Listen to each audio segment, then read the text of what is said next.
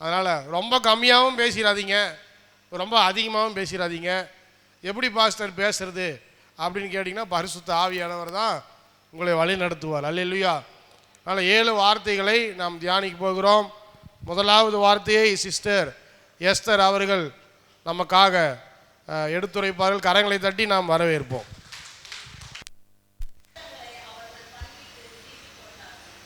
முதலாவது வார்த்தை எதை பற்றி இருக்குது? மன்னிப்பு. பைபிளில் பழைய ஏற்பாடு புதிய ஏற்பாடு ரெண்டுலேயுமே மன்னிப்பு கிடச்சிச்சு. புதிய ஏற்பாட்டில் சொல்லப்பட்ட மன்னிப்பு எப்படி கிடச்சிச்சு? பலி செலுத்துதல் மூலியமாக கிடச்சிச்சு. நம்ம ஒன்று பார்க்குறோம், என்னது? பாவம் மன்னிக்கப்படணும் அப்படின்னா ரத்தம் சிந்துதல் இருக்கணும். அப்போது பழைய ஏற்பாட்டில் எப்படி மன்னிப்பு கிடைச்சிது, எப்படி மன்னிப்பு கேட்டாங்க அப்படின்னா, பறவைகள் விலங்குகள் இதையெல்லாம் கொண்டு போய் என்ன பண்ணாங்க? பலி செலுத்தினாங்க, ரத்தம் சிந்தப்பட்டது, பாவ மன்னிப்பு கிடச்சிச்சு. புதிய ஏற்பாடு அதுக்கு அப்புறம் என்ன நடந்துச்சு அப்படின்னா, ஏசப்பாவுடைய ரத்தம் சிந்துனதுனால நமக்கு பாவ மன்னிப்பு கிடச்சிச்சு. நம்ம எப்படியான சூழ்நிலையெல்லாம் மன்னிக்கிறோம்? ஒரு சண்டை போடுறோம், ஒரு பிரச்சனை நடக்குது, ஒரு கசப்பு ஏற்படுது, உடனே நம்மளால் மன்னிக்க முடியுதா? இல்லை. ஒரு 2 நாள் ஆகணும், ஒரு 3 நாள் ஆகணும், அந்த கோபம் எல்லாம் தணியணும். அதுக்கப்புறம் தான் நம்ம என்ன பண்ணுவோம்? சரி, இந்த சூழ்நிலையில் அவங்க தப்பு பண்ணிட்டாங்க, நம்ம அவங்கள என்ன பண்ணணும்? மன்னிக்கணும் அப்படின்னு சொல்லிட்டு நம்ம மனசு இரக்கம் வருது. ஆனால் ஏசப்பா எந்த சூழ்நிலையில் மன்னிச்சாரு? எத்தனை சாட்டையடிகள், எத்தனை விதமான வார்த்தைகள், முள்கிரீடம், இதெல்லாம் நடந்துச்சு. அந்த காயங்கள் ஆறுறதுக்கு முன்னாடியே, அந்த காயங்கள் ஆன உடனே என்ன பண்ணினாரு? மன்னிச்சாரு. எல்லாத்தையும் என்ன பண்ணினாரு? மன்னிச்சாரு. யாரை மன்னிச்சாரு? அந்த சிலுவைக்கு அவர் யாரெல்லாம் ஒப்பு கொடுத்தாங்களோ அவங்க எல்லாத்தையும் ஏசப்பா என்ன பண்ணினாரு? மன்னிச்சார். அதை போலவே நாமளும் என்ன பண்ணணும் அப்படின்னா, அந்த சூழ்நிலையில் மன்னிக்கிறவங்களாக இருக்கணும். எப்படி மன்னிக்கிறது, எதெல்லாம் நம்ம செஞ்சால் மன்னிக்கலாம் அப்படிங்கிறத நம்ம பார்க்கணும். முதலாவதாக லூக்கா 6ஆம் அதிகாரம் 31வது வசனம். மனுஷர் உங்களுக்கு எப்படி செய்ய வேண்டுமென்று விரும்புகிறீர்களோ அப்படியே நீங்களும் அவர்களுக்கு செய்யுங்கள். மற்றவங்க நமக்கு என்ன செய்யணும்னு நம்ம விரும்புவோம்? நம்மளை அன்பு செலுத்தணும்னு விரும்புவோம், நம்மளை தாங்கணும்னு நினைப்போம், நம்மளை நல்லவங்கன்னு சொல்லணும்னு நினைப்போம். இதெல்லாம் தான் நம்ம நினைப்போம். யாருமே நம்ம மேலே கோவப்படணும்னு நம்ம நினைக்க மாட்டோம். அதே போல் நம்மளும் என்ன பண்ணணும்? மற்றவங்களுக்கும் செய்யணும். நம்ம மேலே, அதாவது நமக்கு செல்ஃப் லவ் எப்படி இருக்குதோ அதே மாதிரி மற்றவங்க மேலேயும் நம்ம என்ன பண்ணணும்? அன்பு செலுத்தணும். இரண்டாவதாக ரோமர் 12ஆம் அதிகாரம் 19வது வசனம். பழிவாங்குதல் எனக்குரியது, நானே பதில் செய்வேன். அவங்க என்னை கஷ்டப்படுத்திட்டாங்க, என் மேலே குற்றம் சொல்லிட்டாங்க, நான் எப்படி அவங்கள சாதாரணமாக விட முடியும்? நான் அவங்களுக்கு திரும்ப செய்வேன், நீ எனக்கு செஞ்சல நானும் உனக்கு செய்வேன் அப்படின்னு சொல்லிட்டு நம்ம என்ன பண்ணக்கூடாது? பேசக்கூடாது. ஏன்னா பழிவாங்குதல் யாருக்குரியது? கடவுளுக்குரியது. அவரே என்ன பண்ணுவார்? பதில் செய்வார். நம்ம என்ன பண்ணணும் அப்படின்னா, ஜெபம் பண்ணணும். நம்ம பழி வாங்கணும் அப்படின்னு எப்பவுமே என்ன பண்ணக்கூடாது? யோசிக்கக்கூடாது. அடுத்ததாக ரோமர் 12ஆம் அதிகாரம் 14வது வசனம். உங்களை துன்பப்படுத்துகிறவர்களை ஆசீர்வதியுங்கள், ஆசீர்வதிக்க வேண்டியதே அன்றி சபியாதிருங்கள். என்ன பண்ணக்கூடாது? சபிக்கக்கூடாது. நம்ம என்ன பண்ணுவோம்? நமக்கு ஏதாவது தப்பு செஞ்சுட்டாங்கன்னா, உனக்கு என்ன நடக்குதுன்னு நான் பார்க்குறேன், எனக்கு நீ இப்படி செஞ்சல, கடவுள் உனக்கு பதில் செய்வார், உனக்கு நான் அதை திரும்ப செய்வேன், நீ இப்படி இருப்ப, நல்லா இருக்க மாட்டேன், அந்த மாதிரியெல்லாம் வார்த்தைகளை நம்ம யூஸ் பண்ணி மற்றவங்களை என்ன பண்ணுறோம்? சபிக்கிறோம். நம்ம நிறைய கேள்விப்பட்டிருக்கிறோம். என்ன அப்படின்னா, நமக்கு மேலே ஒரு ஏஞ்சல் இருப்பாங்களாம். என்ன சொல்லுவாங்க? நம்ம என்ன சொன்னாலும் அப்படியே உனக்கும் ஆகக்கடுவது அப்படின்னு சொல்லிட்டு சொல்லுவாங்களாம். அதனால் நம்மளோட வாயின் வார்த்தைகள் எப்படி இருக்கணும்? மற்றவங்கள ஆசீர்வதிக்கிறதா இருக்கணுமே அன்றி மற்றவங்கள சபிக்கிறதா எப்பவுமே இருக்கக்கூடாது. அடுத்ததா நீதிமொழிகள் 24ஆம் அதிகாரம் 17வது வசனம். உன் சத்துரு விழும்போது சந்தோஷப்படாதே, அவன் இடரும்போது உன் இருதயம் கலிகூறாதிருப்பதாக. நம்ம எப்போ என்ன பண்ணுவோம், எனக்கு செஞ்சான்ல பார்த்தியா, அதனால தான் கடவுள் வந்து என்ன பண்ணிட்டாரு, அவனுக்கு இந்த பதில் செஞ்சுட்டாரு என் ஜெபத்துக்கு. அது நம்ம என்ன பண்ணுவோம், ஏசப்பாவை ஹெல்ப்புக்கு வேற கூப்பிட்டுக்குவோம். எனக்கு தப்பு பண்ணலை, எனக்கு கெடுதல் பண்ணலை, அதனால தான் ஏசப்பா உனக்கு பனிஷ்மெண்ட் கொடுத்துருக்காரு அப்படின்னு சொல்லிட்டு நம்ம என்ன பண்ணுவோம், சந்தோஷப்படுவோம். ஏசப்பா என்ன சொல்கிறாரு, நம்ம வந்து அப்படி சந்தோஷப்படக்கூடாது. சத்துரு விழும்போது நம்ம எப்பவுமே என்ன பண்ணக்கூடாது, களி கூறக்கூடாது. அடுத்த வசனம் என்ன சொல்லுது, அப்படி நம்ம களி கூர்ந்தா ஏசப்பா வந்து நம்மளே பார்ப்பாராம். நம்மளை பார்த்து நம்ம செய்கிற தப்புக்காக ஏசப்பா என்ன பண்ணுவார், அந்த சத்ருவை வந்து மன்னிச்சிடுவார், அவரோட காரியங்களை எல்லாம் மன்னிச்சிடுவார் அப்படின்னு சொல்கிறாங்க. அதனால் நம்ம என்ன பண்ணக்கூடாது, நம்மளுடைய சத்துருக்களோ விரோதிகளோ இல்லை நம்மளை துன்பப்படுத்தினவங்களோ விழுந்து போகும்போது நம்ம என்ன பண்ணக்கூடாது, சந்தோஷப்படக்கூடாது. அவங்களுக்காக என்ன பண்ணணும், ஜெபம் பண்ணணும். அடுத்ததாக ஏசாயா 43ஆம் அதிகாரம் 18வது வசனம். முந்தினவைகளை நினைக்க வேண்டாம், பூர்வமானவைகளை சிந்திக்க வேண்டாம். ஒரு விஷயம் நடந்துருச்சுன்னா நம்ம என்ன பண்ணணும், அதை கடவுள் கையில் கொடுத்துட்டு நம்ம என்ன பண்ணிடணும், அதை மறந்துடணும். திரும்ப திரும்ப அன்னைக்கு என்ன நடந்தது தெரியுமா, என்னை எவ்வளோ காயப்படுத்தினாங்க தெரியுமா, எனக்கு எவ்வளோ கஷ்டமாக இருந்தது தெரியுமா அப்படின்னு சொல்லிட்டு நம்ம மன்னிச்சதுக்கு அப்புறமும் திரும்ப திரும்ப என்ன பண்ணிகிட்டே இருக்கக்கூடாது, அதை பற்றி பேசி நடந்ததை திரும்ப திரும்ப யோசித்து அதை வந்து திரும்ப அவங்க என்ன நடக்கும் அப்படிங்கிற மாதிரி நம்ம என்ன பண்ணக்கூடாது, அதை சிந்திச்சுட்டே இருக்கக்கூடாது. ஏன்னா வசனம் சொல்லுது, தன் பாவங்களை மறைக்கிறவன் வாழ்வடைய மாட்டான், அவைகளை அறிக்கை செய்து விட்டு விடுகிறவன் தான் இரக்கம் பெறுவான் அப்படின்னு சொல்லுது. அப்போது நம்ம மன்னிச்சாலும் என்ன பண்ணணும், அதை விட்டு விடணும். அப்போ தான் நமக்கான மன்னிப்பு கிடைக்கும். அடுத்ததாக மத்தேயு 5ஆம் அதிகாரம் 44வது வசனம். உங்கள் சத்துருக்களை சிநேகியுங்கள். இதுதான் முதலாவது ரூல். என்ன அப்படின்னா அன்பு. அன்பு ஒரு இடத்துல வந்துருச்சு அப்படின்னா நம்மளால் என்ன பண்ண முடியும், ஈஸியாக மன்னிக்க முடியும். ஏன்னா அன்பு என்ன செய்யும், சகலத்தையும் தாங்கும், நம்பும், சகிக்கும். ஒரு இடத்துல நமக்கு சகிப்புத்தன்மை எப்படி வரும் அப்படின்னா, நம்ம மற்றவங்க மேலே அன்பு செலுத்தும் போது அந்த சகிப்புத்தன்மை வரும். அப்போது நம்ம முழுமையாக அன்பு செலுத்தும் போது அவங்கள நம்ம எப்படி ஈஸியாக வந்து மன்னிக்க முடியும் அப்படிங்கிறத கற்றுக்குறோம். அதனால் நம்ம என்ன பண்ணணும், நம்மளை சபிச்சாலும் என்ன பண்ணணும், மற்றவங்களை மன்னிக்கணும், மற்றவங்க மேலே அன்பு செலுத்தணும். அடுத்தது ரோமர் 12ஆம் அதிகாரம் 9வது வசனம். உங்கள் அன்பு மாயமற்றதாக இருப்பதாக. அன்பு செலுத்திட்டோம், மற்றவங்க முன்னாடி நாங்கள் வந்து சமாதானம் ஆகிட்டோம், எனக்கு அவங்க மேலே எந்த விரோதமும் இல்லை அப்படிங்கிற மாதிரி காமிச்சுக்குவோம். ஆனால் உள்ளே என்ன இருக்கும், அந்த அன்பு வந்து முழுமையானதாக இருக்காது, மாயமான அன்பாக இருக்கும். அந்த அன்பு எப்படி இருக்கக்கூடாது, மாயமானதாக இருக்கக்கூடாது. நம்ம செலுத்துகிற அன்பு மாயமற்றதாக இருக்க வேண்டும். அப்படி தான் வந்து ஏசப்பா வந்து என்ன பண்ணினார், மாயமில்லாத அன்பை வந்து நமக்கு கொடுத்தார். அடுத்தது நம்ம மன்னிக்கிறதால என்ன நடக்கும், என்ன வசனம் சொல்லுது, மத்தேயு 6ஆம் அதிகாரம் 14வது வசனம். நீங்கள் அவர்களுக்கு மன்னித்தால் உங்கள் பாவங்கள் உங்களுக்கு மன்னிக்கப்படும். நம்ம மற்றவங்களுக்கு மன்னிச்சாதான் நம்ம பாவம் என்ன ஆகும், மன்னிக்கப்படும். அப்படி மன்னிக்கலைன்னா என்ன ஆகும், நம்ம பைபிளில் ஒரு உதாரணம் சொல்லியிருக்கு. ஒரு எஜமான் இருந்தால், அவங்களுக்கு ஒரு வேலைக்காரர் இருந்தார். அந்த வேலைக்காரர் வந்து இந்த எஜமானுக்கு கடன் பட்டு இருந்தார். அந்த கடனை திருப்பி செலுத்த முடியலை. எஜமான் வந்து அந்த வேலைக்காரனுக்கு பனிஷ்மெண்ட் கொடுத்தாங்க. ஆனால் அந்த வேலைக்காரன் என்ன பண்ணிட்டாரு, இல்லை என்னோட சூழ்நிலை இது, என்னை மன்னிங்கன்னு சொல்லிட்டு அந்த எஜமானுக்கிட்ட இருந்து மன்னிப்பு வாங்கிட்டாங்க. மன்னிப்பு வாங்கிட்டு வெளியே வந்தோடனே இந்த வேலைக்காரன்கிட்ட இருந்து ஒருத்தர் வந்து என்ன பண்ணியிருந்தாங்க, கடன் வாங்கியிருந்தாங்க. ஆனால் இந்த வேலைக்காரன் அந்த மனுஷனை மன்னிக்கிறதுக்கு தயாராக இல்லை.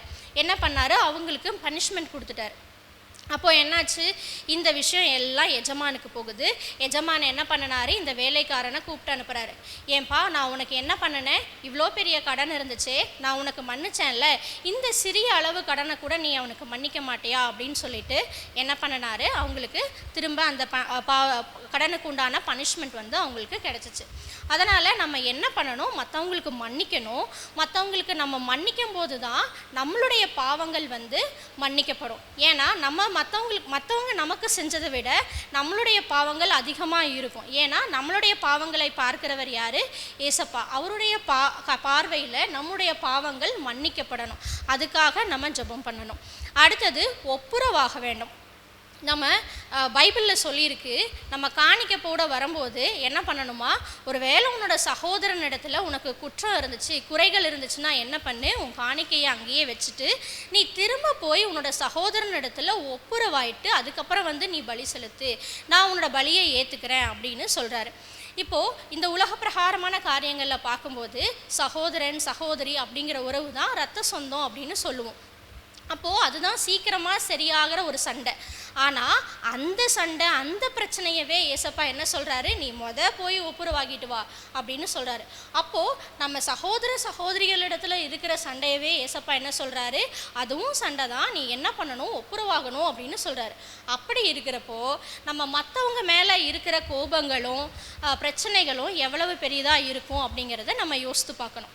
நம்ம மன்னிக்கணும்னா என்ன பண்ணணும் அப்படின்னா, உலக பிரகாரமான காரியங்களை எல்லாம் விடணும். நம்மக்கிட்ட பொறாமை இருக்கக்கூடாது, பொறுமை இருக்கணும், மற்றவங்கள பார்த்து நம்ம சஞ்சலப்படக்கூடாது, நம்மளுடைய கசப்பு வெறுப்பு எல்லாத்தையும் விட்டு என்ன பண்ணணும், நம்ம மன்னிக்கணும், நம்மளை அர்ப்பணிக்கணும் ஏசப்பா கிட்ட. நாங்கள் எங்களுக்கு யாரெல்லாம் எங்களுக்கு தப்பு செஞ்சுருக்காங்களோ, யார் மேலெல்லாம் எங்களுக்கு குறை இருக்குதோ, குற்றங்கள் இருக்குதோ, நான் என்ன பண்ணுறேன், மன்னிக்கிறேன் அப்படின்னு சொல்லிட்டு நம்ம அர்ப்பணிப்போம், ஜெபம் செய்வோம். அர்ப்பணித்தேன், நான் அர்ப்பணித்தேன், ஆவி ஆத்ம சரீரம் அர்ப்பணித்தேன், என் ஆவி ஆத்ம சரீரம் அர்ப்பணித்தேன், உலக பெருமை சிற்றின்பம் உதறிவிட்டேன் ஐயா, உலக பெருமை சிற்றின்பம் உதறிவிட்டேன் ஐயா, கசப்பு வெறுப்பு காயங்கள் கடந்து போனதையா, கசப்பு வெறுப்பு காயங்கள் கடந்து போனதையா. ஸ்தோத்தரிக்கிறோம் தகப்பனே, இந்த நேரத்திலும் நாங்கள் எப்படி மன்னிக்கணும் என்பதை கற்றுக்கொண்டோம் ராஜா. முழு மனதாக நாங்கள் மற்றவர்களை மன்னிக்கவும், நீங்கள் எங்களுடைய பாவங்களை மன்னிக்கவும் எங்களுக்கு உதவி செய்யுங்க. ஆமென். அல்லேலூயா. அடுத்தது இரண்டாவது வார்த்தை சிஸ்டர் விஜயா அவர்கள். கரங்களை தட்டி நாம் வரவேற்போம். நல்லா உற்சாகமாக கரங்களை தட்டுங்க. மருமகளை தட்டினதோட மாமியாருக்கு கொஞ்சம் சேர்த்து தட்டணும், அப்போ தான் சந்தோஷமாக பிரசங்கம் பண்ணுவாங்க.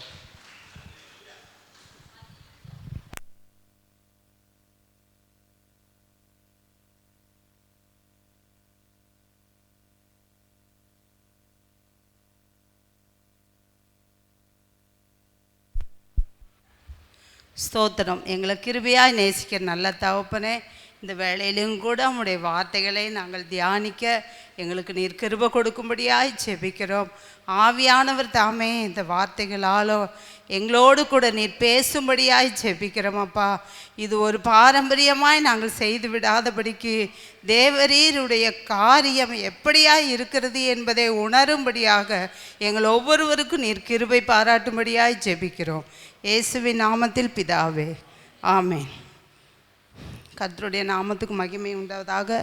இந்த நாளிலும் கூட சிலுவையில் இயேசு கிறிஸ்து சிலுவையில் மொழிந்த இரண்டாவது வார்த்தையை பற்றி இந்த நாளில் நாம் பேசுகிறோம். முதல் வார்த்தை என்பது கர்த்தர் நமக்காக அவர் மன்னிப்பை கட்டளையிட்டார். இரண்டாவது வார்த்தை என்ன என்று பார்க்கும் பொழுது, இயேசு அவனை நோக்கி, ஸ்தோத்திரம், லூக்கா 23:43 வசனம், இயேசு அவனை நோக்கி, இன்றைக்கு நீ என்னுடனே கூட பரதீசில் இருப்பாய் என்று மெய்யாகவே உனக்கு சொல்லுகிறேன் என்றார். இந்த வார்த்தை கர்த்தர் நமக்கு சிலுவையிலே மொழிந்த இரண்டாவது வார்த்தையாக பார்க்கிறோம். இந்த வார்த்தை, முதல் வார்த்தை மன்னிப்பு, இரண்டாவது வார்த்தை ரட்சிப்பு என்று பார்க்கிறோம். இந்த சிலுவையிலே கர்த்தர் பேசின எல்லா வார்த்தைகளிலும் மிகவும் விசேஷித்தமான, அவர் சிலுவைக்கு வருவதற்கு காரணமாக இருக்கக்கூடிய ஒரு வார்த்தை தான் இந்த ரட்சிப்பு. நம்ம என்ன காரியங்களை பேசினாலும் பேசாவிட்டாலும் இந்த ரட்சிப்பு ஒரு மனிதனுக்குள்ள வரலைன்னு சொன்னால், கர்த்தர் பூமிக்கு வந்து தன்னுடைய இரத்தத்தை சிந்தி நம்மளை மீட்டெடுத்ததற்கு அர்த்தமில்லாமல் போய்விடும். சரி, இந்த வேளையில் லூக்கா 23:35 வசனத்திலிருந்து பார்ப்போம். ஜனங்கள் நின்று பார்த்து கொண்டிருந்தார்கள். அவர்களுடனே கூட அதிகாரிகளும் அவரை இகழ்ந்தார்கள். இவன் மற்றவர்களை இரட்சித்தான். இவன் தேவனால் தெரிந்து கொள்ளப்பட்ட கிறிஸ்துவானால் தன்னைத்தானே இரட்சித்து கொள்ளட்டும் என்றார்கள். போர் சேவகரும் அவரிடத்தில் சேர்ந்து அவருக்கு காடியை கொடுத்து, நீ யூதரின் ராஜாவானால் உன்னை இரட்சித்துக்கொள் என்று அவரை பரியாசம் பண்ணினார்கள். இவன் யூதருடைய ராஜா என்று கிரேக்கு, லத்தீன், எபிரேயு எழுத்துக்களில் எழுதி அவருக்கு மேலாக வைக்கப்பட்டது. அன்றியும் சிலுவையில் அறையப்பட்டிருந்த குற்றவாளிகளில் ஒருவன், நீ கிறிஸ்துவானால் உன்னையும் எங்களையும் இரட்சித்துக்கொள் என்று அவரை இகழ்ந்தான். மற்றவன் அவனை நோக்கி, நீ இந்த ஆக்கினைக்குட்பட்டவனாய் இருந்தும் தேவனுக்கு பயப்படுகிறது இல்லையா? நாமோ நியாயப்படி தண்டிக்கப்படுகிறோம். நாம் நடப்பித்தவைகளுக்கு தக்க பலனை அடைகிறோம். இவரோ தகாததொன்றையும் நடப்பிக்கவில்லையே என்று அவனை கடிந்து கொண்டு இயேசுவை நோக்கி, ஆண்டவரே, நீர் உம்முடைய ராஜ்யத்தில் வரும்போது அடியேனை நினைத்தருளும் என்றான். இயேசு அவனை நோக்கி, இன்றைக்கு நீ என்னுடனே கூட பரதேசில் இருப்பாய் என்று மெய்யாகவே உனக்கு சொல்லுகிறேன் என்றார். இந்த வார்த்தையை கர்த்தர் தாமே தம்முடைய சிலுவையில் தொங்கிக் கொண்டு இருக்கும் பொழுது 2 கள்ளர்களுக்கு மத்தியில் இயேசு கிறிஸ்து சிலுவையில் மிகுந்த பாடுகளையும் வேதனைகளையும் சகித்தவராய், சிலுவையில் ரத்தம் சொட்ட சொட்ட வேத வசனம் சொல்லுகிறபடி, ஏசாயா 53:12 சொல்லுகிறபடியும், லூக்கா 22:34-37 சொல்லுகிறபடியும் அவர் அக்கிரமக்காரரில் ஒருவராக எண்ணப்பட்டார் என்ற வார்த்தை நிறைவேறத்தக்கதாக இயேசு கிறிஸ்து 2 கள்ளர்களுக்கு மத்தியிலே தொங்கிக் கொண்டு இருக்கிறார் என்று பார்க்கிறோம். இந்த வேளையில் மற்ற சுவிசேஷங்களில் சொல்லப்பட்டிருக்கிறது, இயேசு கிறிஸ்துவை போர் சேவகரும் மற்ற ஜனங்களும் அந்த சிலுவையின் அடியில் நின்று கொண்டிருக்கிற எல்லா மக்களும் அவரை பரியாசம் பண்ணினாங்க, இகழ்ந்தார்கள் என்று பார்க்கிறோம். அதோடு கூட இந்த சிலுவையில் அறையப்பட்ட கள்ளர்களும் கூட இயேசு கிறிஸ்துவை இகழ்ந்தார்கள் என்று பார்க்கிறோம். அப்படி இகழ்ந்து கொண்டிருக்கிற வேளையில் ஒரு கள்ளன் மாத்திரம், 2 கள்ளனுமே தான் இயேசு கிறிஸ்துவை இகழ்ந்தார்கள் என்று பார்க்கிறோம்.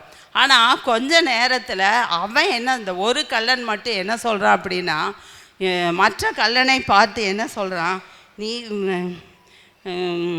மற்றவனை நோக்கி, நீ இந்த ஆக்கினைக்கு உட்பட்டவனாய் இருந்தும் தேவனுக்கு பயப்படுகிறது இல்லையா என்று கேட்கிறான்.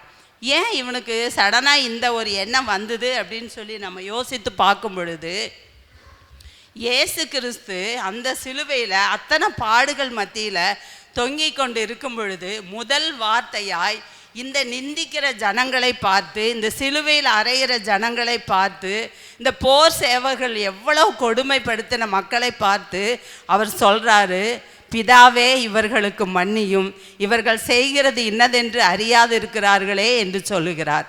இந்த வார்த்தையை கேட்டுக்கொண்டிருந்த அந்த கள்ளன் என்ன பண்ணுறான்னா, இவர் மற்றவருடைய பாவங்களை மன்னிக்கிறாரே, இவ்வளோ கஷ்டத்தையும் சகித்து கொண்டு இந்த வார்த்தையை இவர் எப்படி சொல்ல முடியும் அப்படின்னு சொல்லி அவன் சிந்திச்சிருப்பான்னு சொல்லி பார்க்குறோம். ஆனால் வேத வசனத்தில் அவன் முன்பு ரட்சிக்கப்பட்டவன் என்றெல்லாம் இல்லை. ஆனபடினால இந்த வார்த்தையை அவன் சிலுவையில் தொங்கிக் கொண்டு கேட்டுக்கொண்டு இருக்கிற பொழுது அவன் இருதயத்துக்குள்ளே இந்த வார்த்தையில் குத்தப்பட்டவனாய், மெய்யாலுமே இவர் தேவன், இவர் ஆண்டவர் என்பதை அவன் உணர்ந்து கொள்ளுகிறான்.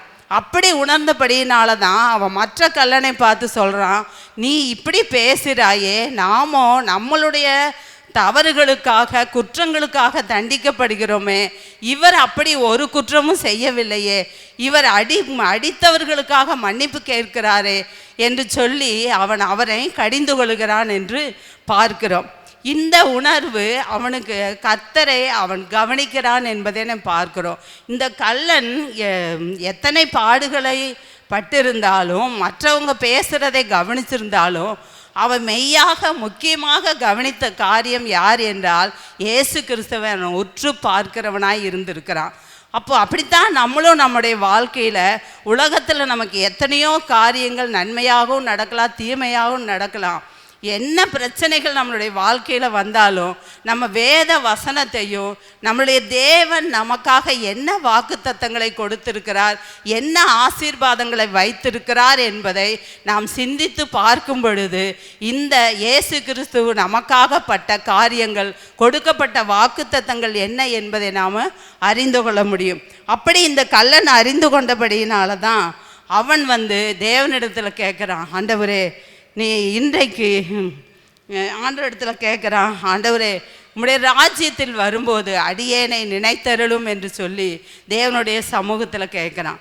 அது மட்டும் இல்லாமல் இந்த கள்ளன் தன்னுடைய பாவத்தை குறித்து உணர்வடைந்தவனாய் இருக்கிறான் என்று பார்க்கிறோம். வேத வசனத்தில் கூட சொல்லப்படுகிறது. 1 யோவான் 1:7, 8, 9 வசனங்கள் என்ன சொல்லப்படுகிறதுனா, இயேசு கிறிஸ்துவனுடைய ரத்தம் சகல பாவத்தையும் நீக்கி நம்மை சுத்திகரிக்கும்.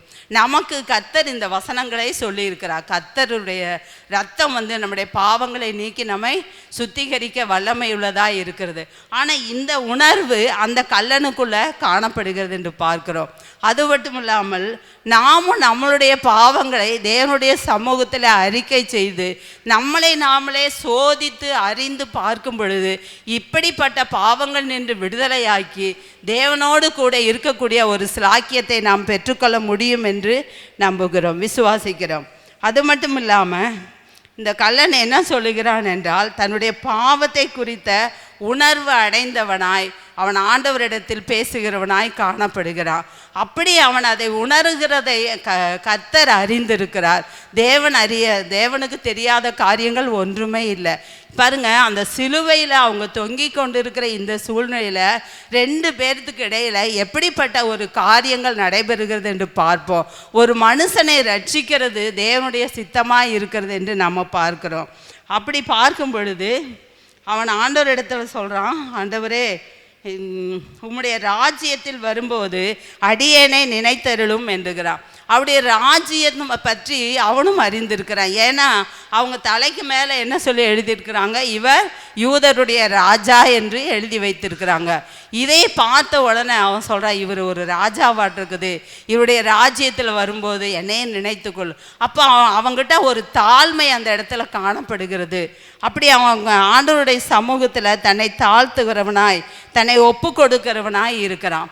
அப்படி இருக்கும் பொழுது தான் அவன் உடனே ஆண்டவர் சொல்கிறார் அவனுக்கு, இயேசு அவனை நோக்கி, இன்றைக்கு நீ என்னுடனே கூட பரதீசில் இருப்பாய்.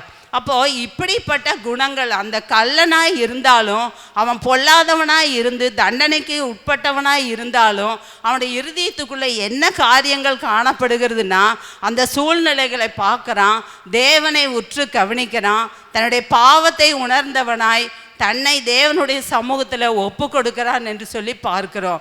இந்த ரட்சிப்பு நம்ம ஒவ்வொருவருக்கும் மிகவும் அவசியமாக இருக்கிறது. நாம் வாழ்ந்து கொண்டிருக்கிற இந்த நாட்களில் நம்ம யாரும் நம்மளுடைய பாவங்களையோ நம்மளுடைய தவறுகளையோ நம்ம உணர்றதே கிடையாது. எப்பவும் போல் நம்ம வாழ்க்கையை நம்ம ஓட்டி கொண்டு இருக்கிறோம். அப்படி நம்ம இருந்து விடக்கூடாது.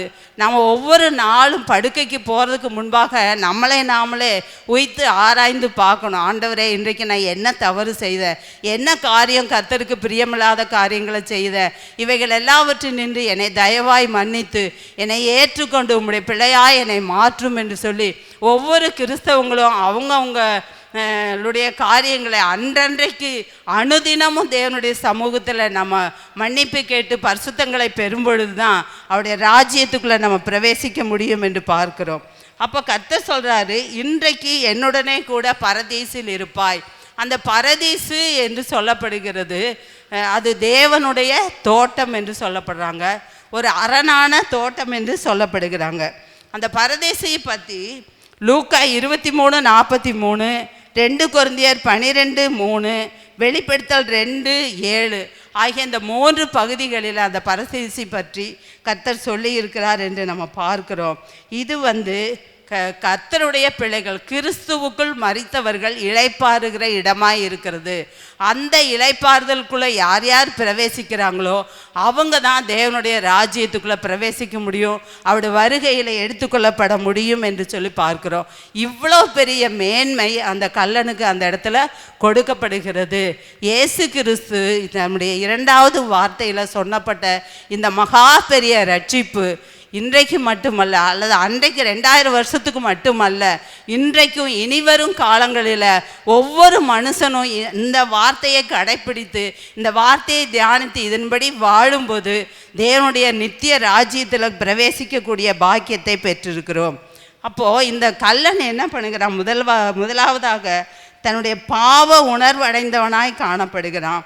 அதுக்கு அடுத்தபடியாய் தேவனை அறிகிற அறிவை அவன் பெற்றுக்கொண்டிருக்கிறான்னு பார்க்குறோம். அது மட்டும் இல்லாமல் தன்னை ஆண்டவருக்கு ஒப்பு கொடுக்கிறவனாய் காணப்படுகிறான் என்று பார்க்கிறோம். இப்படியாய் நம்ம கர்த்தருடைய சமூகத்தில் நாமளே தாழ்த்தி நம்முடைய காரியங்களை கர்த்தரிடத்தில் சொல்லி அவருக்கு நம்மளை ஒப்பு கொடுக்கும் பொழுது கர்த்தர் நம்மளை அவருடைய ராஜ்யத்துக்குள்ளே கொண்டு போய் நம்மளை சேர்க்கும்படியாகத்தான் கர்த்தர் தம்முடைய சிலுவையிலே நமக்காக மரித்து இரத்தத்தை சிந்தினார் என்று பார்க்கிறோம். இந்த 2வது வார்த்தை கர்த்தர் தாமே நம்மளை அதிகமாக இந்த வார்த்தையை கொண்டு ஆசீர்வதிப்பாராக. இந்த ரட்சிப்பு ஒன்று தான் மிகவும் அவசியம் எல்லா மனுஷனுக்கும். ஆனபடியினால் இது மிக எளிமையான முறையில் கர்த்தர் நமக்கு கொடுத்திருக்கிறார். இந்த ரட்சிப்பை நம்ம தேவனுடைய சமூகத்தில் நாமளே தாழ்த்தும் பொழுது கர்த்தர் நமக்கு அதை கொடுக்கிறவராய் காணப்படுகிறார். கர்த்தர் தாமே இந்த வசனங்களை ஆசீர்வதிப்பாராக. ஜெபிப்போம். ஆண்டவரே ஸ்தோத்திரம், எங்களோடு பேசின இந்த 2வது வார்த்தைக்காக ஸ்தோத்திரம். கர்த்தாவே, எங்களை நாங்களே உய்த்து ஆராய்ந்து பார்த்து தேவனுடைய சமூகத்திலே எங்களை ஒப்பு கொடுத்து நாங்கள் பரிசுத்தமாய் ஒவ்வொரு நாளும் வாழ்ந்து நம்முடைய பரலோக ராஜ்யத்திலே நாங்கள் பங்குள்ளவர்களாய் மாற கர்த்தர் தம்முடைய சித்தத்தை எங்களை கொண்டு நிறைவேற்ற கிருபை செய்யும்படியாய் நாங்கள் ஜெபிக்கிறோம். நீர் அப்படி செய்ய போறதற்காய் ஸ்தோத்திரம். இயேசு கிறிஸ்துவின் மூலம் ஜெபிக்கிற நல்ல பிதாவே, ஆமென். ஆமென். ஹல்லேலூயா. பாருங்க, சிலுவையில் மரிக்கிற நேரத்தில் கூட ஆண்டவர் எப்படி ரட்சிக்கிறவராக இருந்தார். அவருடைய கிருபை அவ்வளவு பெரியது. அந்த வார்த்தையில் இன்னொரு விஷயம் நம்ம பார்க்கும்போது எவ்வளோ கிருபை உள்ளவராக இருக்கிறார். கடைசி நேரத்தில் கூட ஒரு கல்லனை என்ன பண்ணுறாரு, அந்த நேரத்தில் கடைசி நேரத்தில் மரிக்கிறதுல அவர் பயங்கர வேதனைகள் இருக்கிறாரு, அவராலே முடியல. ஆனால் அந்த நேரத்திலும் கூட ஒரு ஆத்துமா ரட்சிக்கப்பட வேண்டும் என்பது தேவனுடைய சித்தமாக இருக்கிறது. அல்லேலூயா. அதனால் ஆத்துமாக்கள் ரொம்ப முக்கியம். சர்ச்சுக்கு தனியாக வரக்கூடாது. ஏதாவது ஒரு ஆத்மாவை ஆதாயம் செய்து சபைக்கு அழைத்து வர வேண்டும். அதுக்காகவே நம்ம அழைக்கப்பட்டிருக்கிறோம். நிறைய பேர் அதை செய்யறதில்லை. இந்த வார்த்தையின் மூலமாக கர்த்தர் நம்மளோடு பேசுவாராக. அடுத்ததாக சிஸ்டர் பாஸ்கல் மேரி, கரங்களை தட்டி நாம் வரவேற்போம்.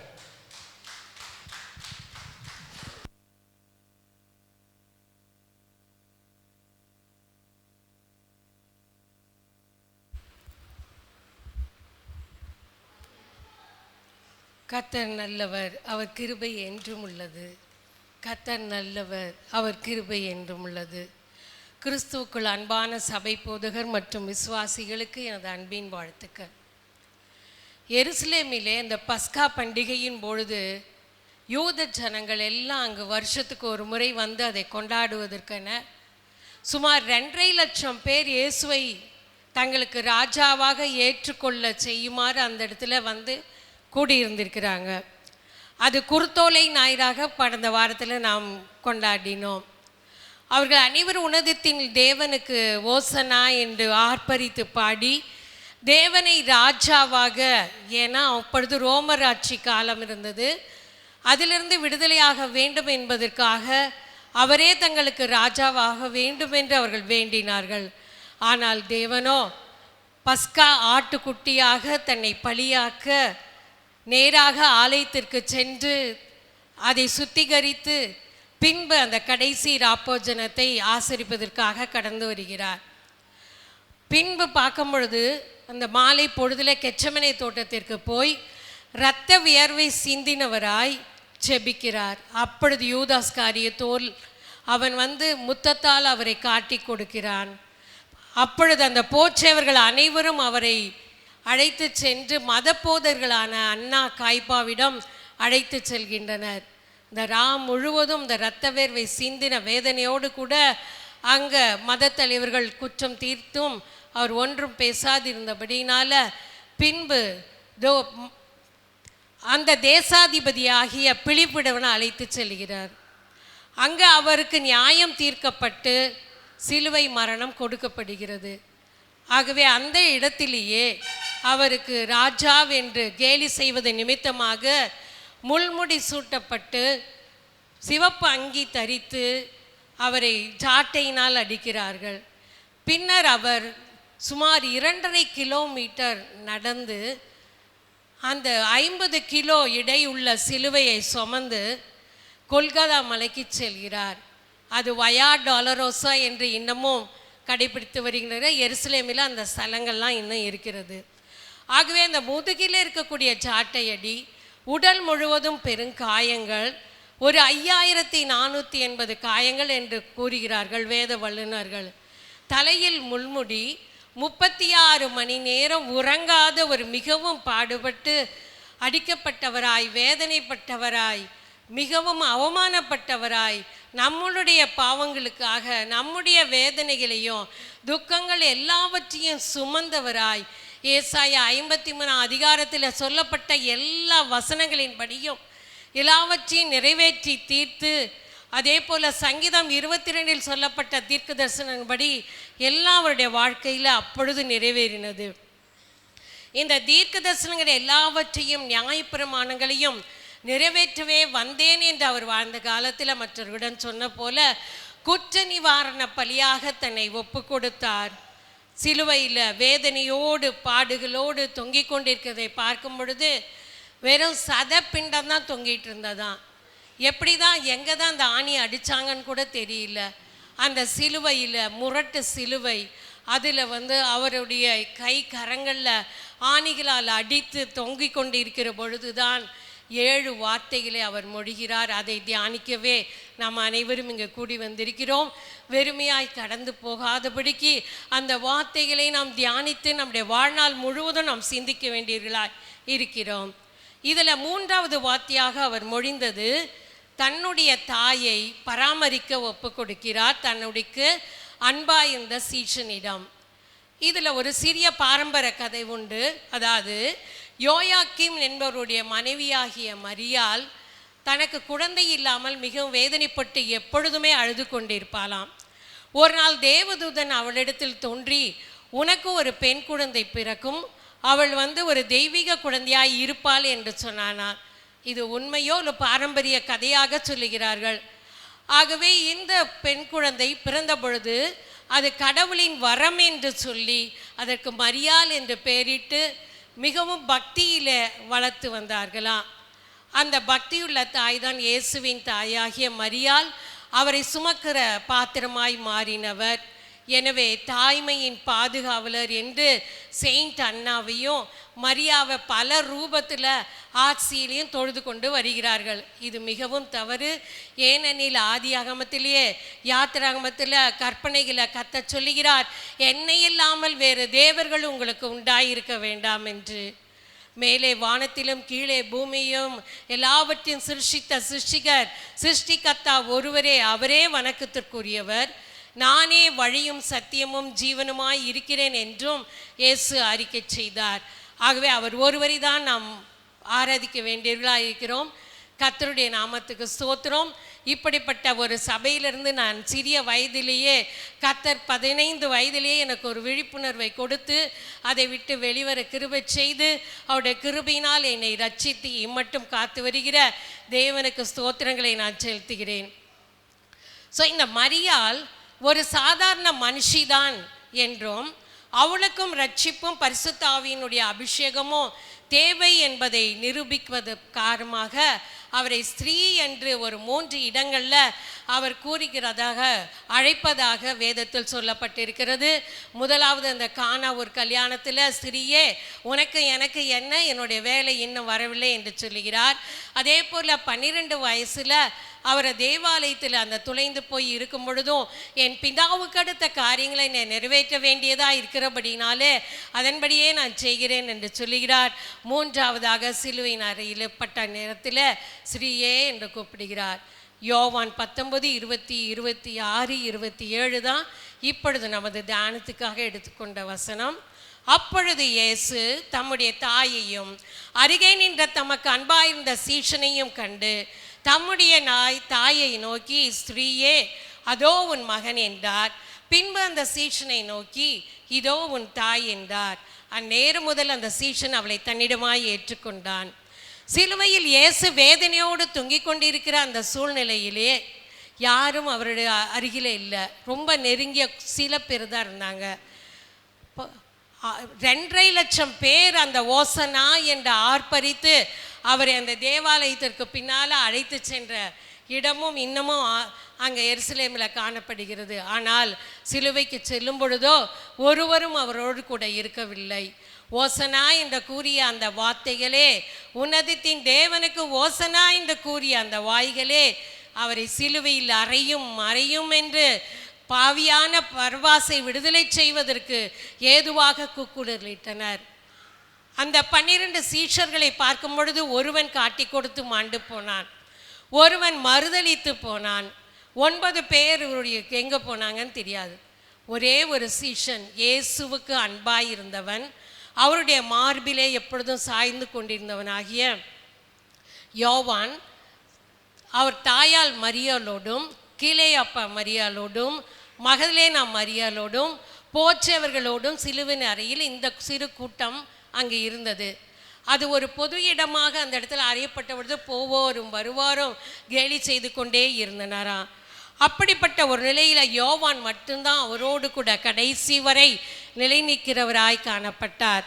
அவர் சிலுவையில் அந்த இடத்துல இருக்கும் பொழுது அவருடைய குடும்பத்தை குறித்து மிகவும் நன்கு அறிந்தவர். இயேசுவோடு கூட பிறந்த சகோதரர் உண்டு, அவர்களுக்கு இன்னும் குடும்பத்தை நடத்தக்கூடிய அந்த பக்குவமான நிலை வரவில்லை என்று இவரிடம் தன்னுடைய தாயை ஒப்பு கொடுக்கிறார். தனக்கு அன்பாயிருந்த சீஷனிடம் பராமரிக்க ஒப்பு கொடுக்கிறார். ஆகவே யோவான் மட்டும்தான் இயற்கையான மரணம் அடைந்தவராய் இருக்கிறார். இவருக்கு தான் கடைசி கால தீர்க்க தரிசனங்களான வெளிப்படுத்தின விசேஷம் கொடுக்கப்பட்டது. அது பத்ம தீவில எழுதி நமக்கு இன்னமும் அதை ஒரு தீர்க்க தரிசன புத்தகமாக வெளிப்படுத்தின ஒரு புத்தகமாக நமக்கு கொடுத்திருக்கிறார். ஆகவே அப்படிப்பட்ட பாக்கியம் பெற்ற அந்த யோவான் மரியாளை தன்னுடைய தாயாக ஏற்றுக்கொண்டார். இவர் ஏன் ஸ்ரீயே என்று சொல்லுகிறார் என்று பார்க்கும் பொழுது முன்பு சொன்னதை பாதி அவங்க ஒரு சாதாரண ஸ்ரீ தான்.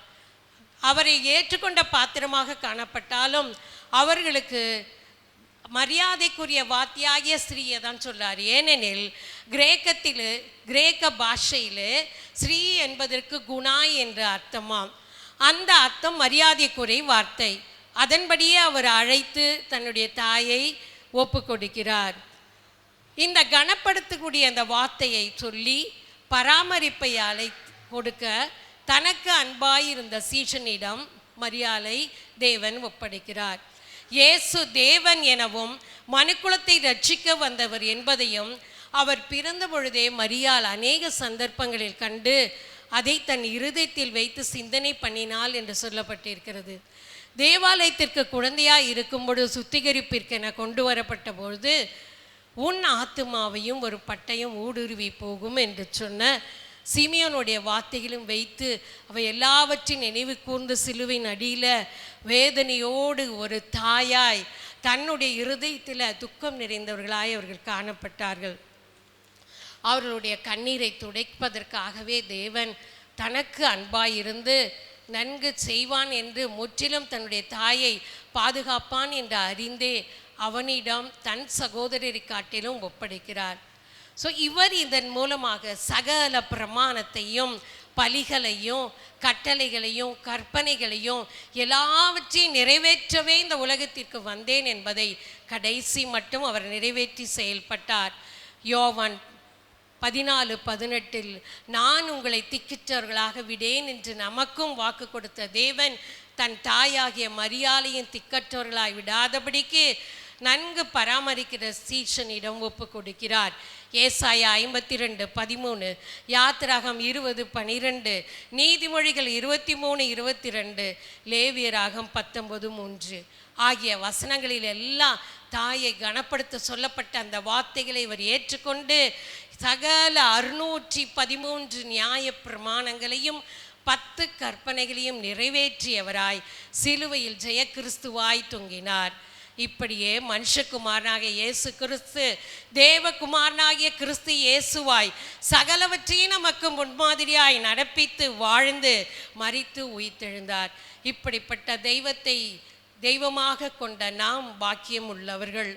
நம்மை தமது இரத்தத்தினாலே கழுவி கிருபையினால் முடிசூட்டி நம்மை பாவமற்றவர்களாய் இருந்து தமது தேற்றரவாளனை நமக்கு கொடுத்து நித்திய ஜீவனில் நம்மை சேர்ப்பவராகிய இந்த தேவன் சதா காலங்களில் நம்முடைய தேவனாய் இருப்பராக. கர்த்தரை தெய்வமாக கொண்ட ஜனம் பாக்கியம் உள்ளது. நமது வாழ்நாள் முழுவதும் அவருக்கே ஊழியம் செய்து சாட்சியாய் வாழ்வோம். என் மீது அன்பு கூர்ந்து பலியானீர் சிலுவையிலே எனக்காய் இரத்தம் சிந்தி கழுவி நீர் குற்றம் நீங்க பிரித்தெடுத்தீர் பிறக்கும் முன்னால் உமக்கென்று வாழ்ந்திட ஆராதனை உமக்கே அனுதினமும் உமக்கே வல்லமையோ மகிமையோ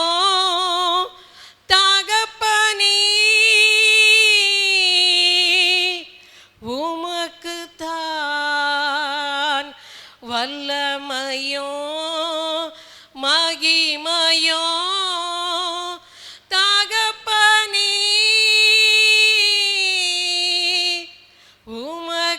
உமக்குத்தான். கர்த்தர் நல்லவர், அவர் கிருபை என்று உள்ளது. ஆமென். ஆமென். கரங்களை தட்டி உற்சாகமா எல்லாரும் இருக்கோம். கரங்களை தட்டி ஆண்டவரை மகிமைப்படுத்துவோமா? ஹல்லேலூயா, ஹல்லேலூயா. தன்னுடைய தாயை எவ்வளவாய் நேசிக்கிறார் என்பதை நாம் என்ன பண்ண முடியும்? இந்த வார்த்தையின் மூலமாய் நாம் அறிந்து கொள்ள முடியும். உலகத்துக்கு முதல் அவர் அற்புதம் செய்யும்போது மரியாள் தான் என்ன பண்ணுறா? போய் இயேசுவின் இடத்துல போய் என்ன பண்ணுறா? சொல்கிறா, ஏதாவது செய் அப்படின்னு. அவர் சொல்கிறார், இன்னும் என் நேரம் வரவில்லை. அதே போல் கடைசியில் பாருங்க, மரியாளை கைவிடவே இல்லை. மரியாளுக்கும் சகோதரனுக்கும் ஒரு உறவை ஏற்படுத்திவிட்டு அவர் செய்ய முடியாத காரியம் எல்லாம் இனி என்னை குறித்து நீ கவலைப்பட வேண்டாம். தாய் எப்பயும் பார்த்தீங்கன்னா தங்களுடைய பிள்ளைகளை பற்றி கவலைப்படுகிறவள் அதிகமாக யார்? தாய் தான். அப்போது இனிமேல் கவலைப்பட வேண்டாம், நான் செய்ய நினைத்த காரியங்கள் எல்லாவற்றையும் செய்து முடித்தேன், இன்னும் நான் செய்யறதுக்கு பாக்கி வச்சிருக்கிற காரியங்கள் எல்லாம் யோவான் செய்வான் அப்படின்னு சொல்லிட்டு ஒரு அற்புதமான ஒரு ரிலேஷன்ஷிப்பு இந்த சிலுவையில் இருக்கும்போது அவர் அந்த ரிலேஷன்ஷிப்பை உறுதிப்படுத்தி விட்டு சென்றார். கர்த்தர் தொடர்ந்து நம்மை ஆசீர்வதிப்பார். அடுத்த கரங்களை தட்டி சிஸ்டர் ஜூனியா அவர்களை நாம் வரவேற்போம். Praise the Lord. Praise the Lord. கர்த்தர் நல்லவர், அவர் கிருபை என்றும் உள்ளது. இது குட் ஃப்ரைடே. இங்கிலீஷில் குட் ஃப்ரைடேன்னு சொல்கிறாங்க, ஆனால் நம்ம தமிழில் துக்க வெள்ளி. மெய்யாகவே அது துக்க வெள்ளி கிடையாது. கர்த்தர் நமக்காக யாவையும் செய்து முடித்த நாள். ஆமேன். சிலுவையில் 2000 வருஷத்துக்கு முன்பாக நமக்கு வேண்டிய எல்லாவற்றையும் செய்து அவர் முடித்த நாள். நமக்கு என்ன வேண்டுமோ, இப்போ ஒரு டைனிங் டேபிளில் எப்படி நம்ம சாப்பாடெல்லாம் வச்சுட்டு உனக்கு எது வேணுமோ நீ எடுத்துக்கோ, நான் உன்னுடைய ஆசீர்வாதங்கள் எல்லாம் இந்த டேபிள் மேலே வச்சுட்டேன், நீ உனக்கு என்ன வேண்டுமோ அதை எடுத்துக்கொள் என்று அதிகாரப்பூர்வமாக அன்றைக்கு நடத்தின நாள் அந்த நாள். அதனால் இந்த நாளில் களி கூறுவோம், மகிழ்வோம். அவருடைய பாடுகளை, அவருடைய வேதனைகளை நினைத்து நாமும் அந்த கரெக்டான அந்த ரூல்ஸ் படி நம்மளும் போவோம் என்ற ஒரு மன இதுக்குள்ளே நம்ம வரணும். அந்த இதுக்குள்ளே நம்ம ஆவியானவருடைய வழிநடத்தல் மாத்திரமே அதை நம்மளால் செய்ய வைக்க முடியும். ஆமேன். திரண்ட ஆஸ்தி, உயர்ந்த கல்வி, செல்வாக்குகள் மிகவும் இருப்பினும், திரண்ட ஆஸ்தி, உயர்ந்த கல்வி, செல்வாக்குகள் மிகவும் இருப்பினும், குருசை நோக்கி பார்க்கும் எனக்கு, குருசை நோக்கி பார்க்க எனக்கு உரியவைகள் யாவும் அற்பமே, உரியவைகள் யாவும் அப்பமே. விந்தை கிறிஸ்தே சுனாதா, உந்தன் சிலுவை என் மேன்மை, உந்தன் சிலுவை என் மேன்மை. விந்தை கிறிஸ்தே சுனாதா, உந்தன் சிலுவை என் மேன்மை, உந்தன் சிலுவை என் மேன்மை. ஆமேன். இந்த உலகத்தில் மேன்மை பாராட்டுவதற்கு எந்த காரியமும் இல்லை. அவருடைய சிலுவை தான். அவருடைய சிலுவையில் அவர் செய்த காரியங்களை மாத்திரமே நாம் மேன்மைப்படுத்த முடியும். இன்று எனக்கு கொடுக்கப்பட்ட 4வது வார்த்தை, அதாவது மத்தேயு எழுதின சுவிசேஷம் 27ஆம் வசனம்,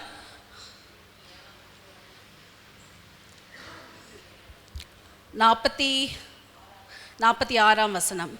9ஆம் மணி நேரத்தில் இயேசு ஏலி ஏலி லாமா சபக்தானி என்று மிகுந்த சத்தமிட்டு கூப்பிட்டார்.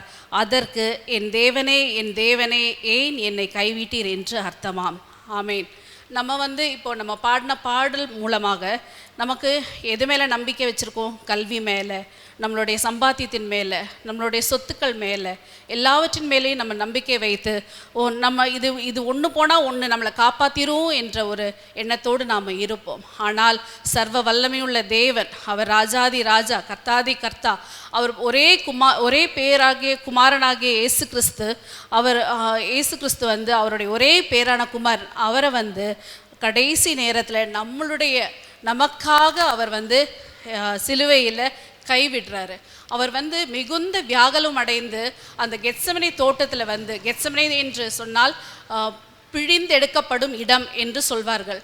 அந்த கெத்செமனே தோட்டத்தில் அவர் வியாகுலப்பட்டு மனங்கசந்து அழுது அவருடைய கண்களுக்கு முன்னாடி என்னென்ன நடக்கப் போகிறது என்பதை கர்த்தர் காண்பித்து, அது எல்லாமே நீ சகித்து கொள்ளணும், நீ என் பிள்ளைகளுக்காக, என் ஜனங்களை, நான் தேர்ந்தெடுத்த ஜனங்கள், என்னை உண்மையுள்ள தேவன் என்று, ஜீவனுள்ள தேவன், நானே அவர்களுக்கு அன்பான தேவன், கடைசி வரை நான் தான் அவங்க கூட இருக்க முடியும் என்பதை ஜனங்களுக்கு காண்பிக்கிறதுக்காக தான் இயேசு கிறிஸ்துவை கடைசி நேரத்தில் அந்த சிலுவையில் தேவன் கைவிட்டார். ஒரு நிமிஷம் நம்மளை ஆண்டவர் கைவிட்டார்னா நம்ம வாழ்க்கையில் என்னென்ன மாற்றங்கள் வரும் என்பதை நமக்கு தெரியும். ஒரு விஷயங்களில் பண விஷயங்கள் நம்ம இருக்கலாம், பல சூழ்நிலைகள் நம்ம கடந்து போகலாம். ஆனால் நம்ம ஒரு சில நேரங்களில் கைவிடப்பட்டாலே நம்மளால் அதை தாங்கிக் கொள்ள முடியாது. இவர் எல்லா விஷயத்திலையும் ஆண்டவர் அவரை கைவிட்டுட்டார். அவர் உண்மையாக சொல்லணும்னா அந்த சிலுவையில் அவரை தரித்திரனானார். அவர் ராஜாதி ராஜா, கர்த்தாதி கர்த்தா. அவர் ஒரு துணி கூட இல்லாமல், சின்ன துணி தான் அவர் மேலே இருந்தது, நமக்காக தரித்திரனானார். நம்ம ஐஸ்வர்ய சம்பன்னர் ஆகும்படி, நம்ம ஐஸ்வர்யவான்கள் ஆகும்படி அவர் தரித்திரனானார். அவருடைய தழும்புகளால் நாம் சுகமாகும்படி அவர்கள் அடிகளை பட்டார், அவர்கள் வியாகுலப்பட்டார், எத்தனையோ சாட்டை அடைகள் வாங்கினார். அவருடைய ரத்தம் நீரும் அந்த ரத்தம் வெளியே வந்தது, கடைசி சொட்டு ரத்தம் வரைக்கும் தேவன் அவரை கைவிட்டு அவரை எல்லா தேவனுடைய சித்தத்தை செய்யும்படி அவரை அர்ப்பணித்து பிதாவின் கையில் கொடுத்ததுனாலே இந்த காரியமெல்லாம் வாய்க்கணும். தீர்க்கதரிசிகள் சொன்ன அந்த காரியங்கள் நடக்கணும். அப்பதான் நான் ஜீவ பலியாக, என்னுடைய ஜனங்களுக்கான ஜீவ பலியாக நான் ஆனாதான் இந்த ஜனங்கள் மீட்கப்படுவார்கள் என்ற அந்த தீர்க்க தரிசனம் நிறைவேற தன்னைத்தான் ஒப்பு கொடுத்து தேவனும் அவரை கைவிட்டார். அந்த நிமிஷத்தில் அவர் ரொம்ப, அதாவது கைவிடப்பட்ட நேரத்தில் அவர் என்ன வேதனை வலி அனுபவித்தாரோ அந்த வேதனை வலி என் பிள்ளைகள் அனுபவிக்க கூடாது என்ற ஒரு நோக்கத்தோடு தான் அவர் அந்த சிலுவையிலே அதை செய்து முடித்தார். ஆமேன். தேவன் தரித்திரனானார். தேவன் அந்த வலிகளையும் வியாகுலங்களையும் அனுபவித்து என் பிள்ளைகள் மற்ற இந்த உலக பிரகாரமான காரியங்களில் வந்து கைவிடப்பட்டாலும் நான் கைவிடாத தேவன் என்பதை, சொந்த குமாரனை கைவிட்ட தேவன், அவர்கள் மூலமாகத்தான் அநேக கைவிடப்பட்ட திக்கற்ற ஆதரவற்ற ஜனங்களை அவர் கைவிட மாட்டார், அவர் காப்பாற்றுவார் என்ற ஒரு நிபந்தனை அந்த சிலுவையின் மேலே நிறைவேற்றினார் பிரதான ஆசாரியனாக. அதே மாதிரி மார்க் 15:23 மார்க் 15:23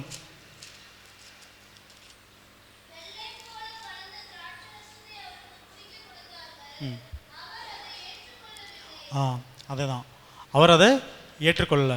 அப்படின்னு என்ன அர்த்தம்? அவருக்கு முன்னாடியே கொடுத்துருக்காங்க, ஆனால் அவர் என்ன பண்ணல, அதை ஏற்றுக்கலை. அது வரைக்கும் அவர் ஏற்றுக்கலை. இதுவே இந்த 19:28 பார்த்தீங்கன்னா, அதன் பின்பு எல்லாம் முடிந்தது என்று இயேசு அறிந்து, அது எல்லாம் முடிந்ததுன்னா என்னது?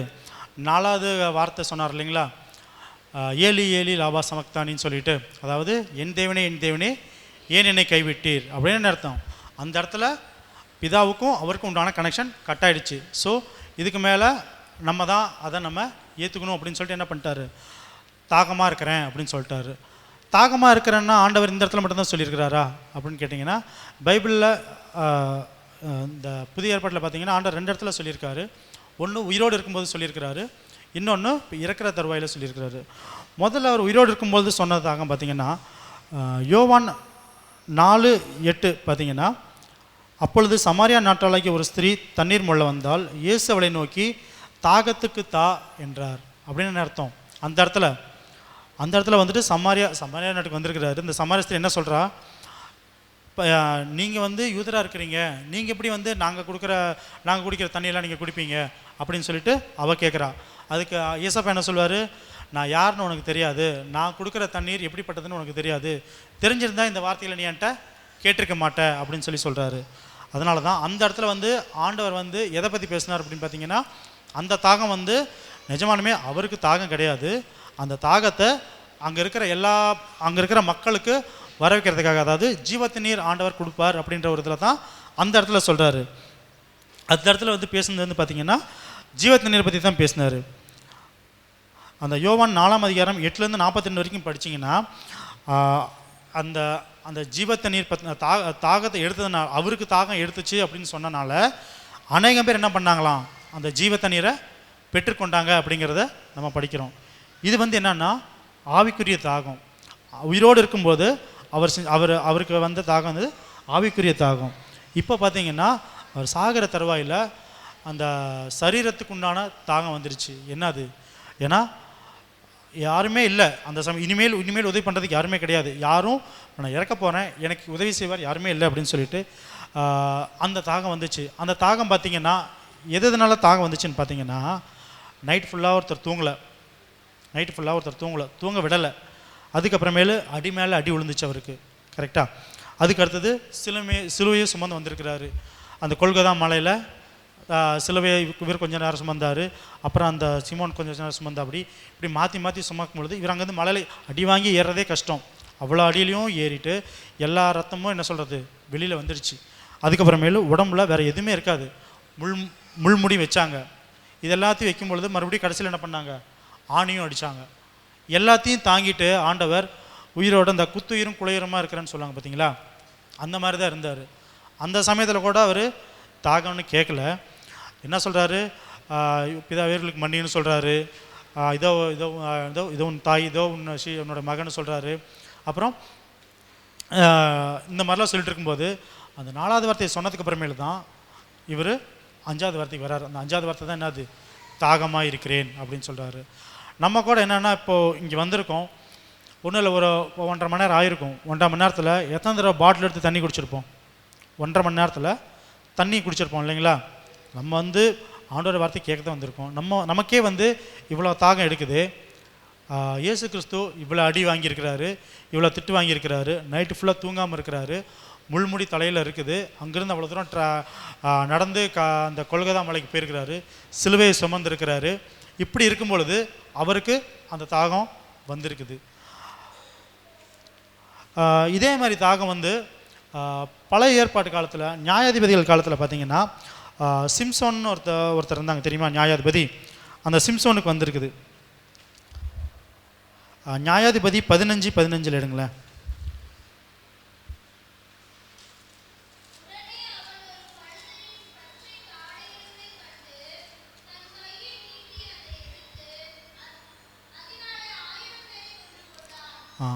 அது சிம்சோன் கதையை இதில் பார்க்கும்பொழுது பார்த்தீங்கன்னா, சிம்சோன் வந்து அந்த பச்சை தாடை எலும்பு எடுத்து, கழுதையோட பச்சை தாடை எலும்பு எடுத்து எத்தனை பேர்த்த கொண்டானா? 1000 பேரை கொண்டான். நம்ம மற்ற அந்த ட்ராமாக்கள் அந்த மற்ற இதுலாம் பார்க்கும்போது பார்த்தீங்கன்னா, ஒருத்தர் வந்து 10 பேர்த்த அடிப்பாங்க, 100 பேர்த்த அடிப்பாங்க. அது வந்து நம்ம என்ன சொல்லுவோம், இப்போ கிராஃபிக்ஸ் அது இதுன்னு நம்ம சொல்லுவோம். ஆனால் இந்த சிம்சோன் அப்படிங்கிறவர் அந்த நியாயாதிபதி என்ன பண்ணாராம்? 1000 பேர்த்த கொண்டாராம். அதுவும் அந்த பச்சை தாடை எலும்பு வச்சு கொண்டாராம். அதுக்கப்புறமேலு அப்பொழுது சிம்சன் கழுதை தாடையின் எலும்பினால் குயில் குயிலாக பட்டு கிடக்கிறார்கள், கழுதையின் தாடை எலும்பினால் 1000 பேரை கொண்டேன் என்றான். அப்படி சொல்லி தீர்த்த பின்பு தன் கையில் இருந்த தாடை எலும்பை எரிந்துவிட்டு அவ்விடத்திற்கு ராமாத் லேகி என்று பெயரிட்டான். அவன் மிகவும் தாகம் அடைந்து கர்த்தரை நோக்கி கூப்பிட்டு, 1000 பேரை கொண்டவனுக்கு என்ன வந்துருச்சு? இப்போது தாகம் வந்துருச்சு.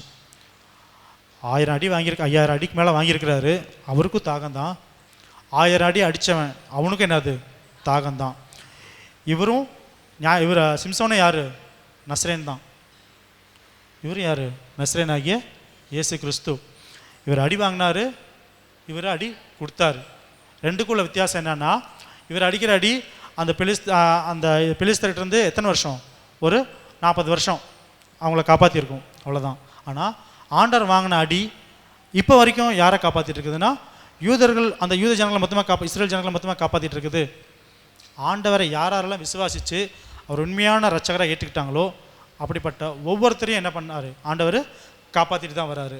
அவங்கள ரட்சித்து அவரோட இதுக்குள்ளே சேர்த்திட்டு வர்றாரு. நமக்கு வந்து ஆண்டவர் இந்த நீதிமொழிகளில் பார்த்தீங்கன்னா, நம்ம சாலமோன் சொல்லியிருப்பார் 25:21, உன் சத்துரு பசியாக இருந்தால் அவனுக்கு புசிக்க ஆகாரம் கொடு, அவன் தாகமாக இருந்தால் குடிக்க தண்ணீர் கொடுன்னு சொல்லியிருக்கிறாங்க. இதை வந்து நம்ம யூத மக்கள் ஸ்ட்ரிக்டாக ஃபாலோ பண்ணாங்கன்னு நினைக்கிறேன் எனக்கு தெரிஞ்சு. ஏன்னா அதனால தான் அவரை சிலுவையில் அரைஞ்ச உடனே என்ன பண்ணாங்க? கொடுத்தாங்க. அப்போ அவர் என்ன பண்ணிட்டாரு? வேணான்னு சொல்லிட்டு ரிஜெக்ட் பண்ணிட்டாரு. அதுக்கப்புறமேல் எல்லாம் முடிஞ்சுன்னு சொல்லிட்டு அவர் அந்த வசனத்தை சொல்கிறார், என்னது? எல்லாம் முடிந்தது என்று இயேசு அறிந்து வேத வாக்கியம் நிறைவேறத்தக்கதாக தாகமாக இருக்கிறேன் என்றார். அவர் தாகமாக இருக்கிறேன்னு சொல்லும் பொழுது நமக்கு நீதிமொழி என்ன சொல்லியிருக்குது?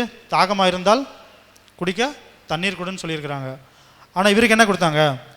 காடி நிறைந்த பாத்திரத்தில் அங்கே வைக்கப்பட்டிருந்தது. அவர்கள் கடற்கலனை காடியிலே தோய்த்து ஈசப்பு தண்டில் மாட்டி அவர் வாய்நடத்தில் நீட்டி கொடுத்தார்கள். ஏன்னா அது வந்து கசப்பாக இருக்கும். கசப்பான தண்டை தான் என்ன பண்ணுறாங்க? ஆண்டவருக்கு கொடுத்தாங்க. நம்ம வந்து இப்போ யாராச்சும் நமக்கு வந்து தண்ணின்னு கேட்டால் என்ன பண்ணுறோம்? நம்ம நல்லா தண்ணியை கொடுக்குறோம். ஆனால் அப்போ இருந்த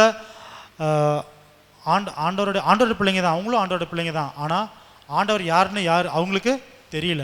மேசியா தான் வந்திருக்கிறாருன்னு யாருக்கு? அந்த மக்களுக்கு தெரியல. அப்படி தெரியாதனால தான் என்ன பண்ணாங்க? தெரிஞ்சும் தெரியாமலோ அவங்களுக்கு என்ன பண்ணிட்டாரு? அவங்க என்ன கொடுத்துருக்குறாங்க? தாகத்துக்கு தண்ணீர் கொடுத்துருக்குறாங்க. ஒருவேளை தாகத்துக்கு நல்ல தண்ணீரோ கெட்ட தண்ணீரோ ஆண்டவருக்கு கொடுத்தனால தான் அவர் அதை மன்னிச்சிட்டாரு. மன்னிச்சு என்ன பண்ணார்? அவங்களுக்கு இஸ்ரேல் ஜனங்களை இப்போ வரைக்கும் காப்பாற்றிட்டு வர்றாரு. இப்போ வரைக்குமே காப்பாற்றிட்டு வர்றாரு.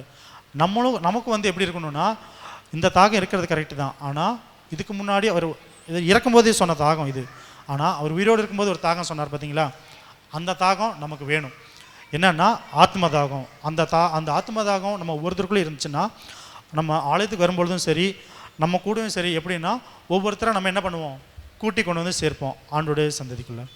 கர்த்தருடைய பரிசுத்த நாமத்துக்கு ஸ்தோத்திரம். ஆமீன். கரங்களை தட்டி ஆண்டவர் மகிமைப்படுத்துவோமா? தாகமாக இருக்கிறேன்.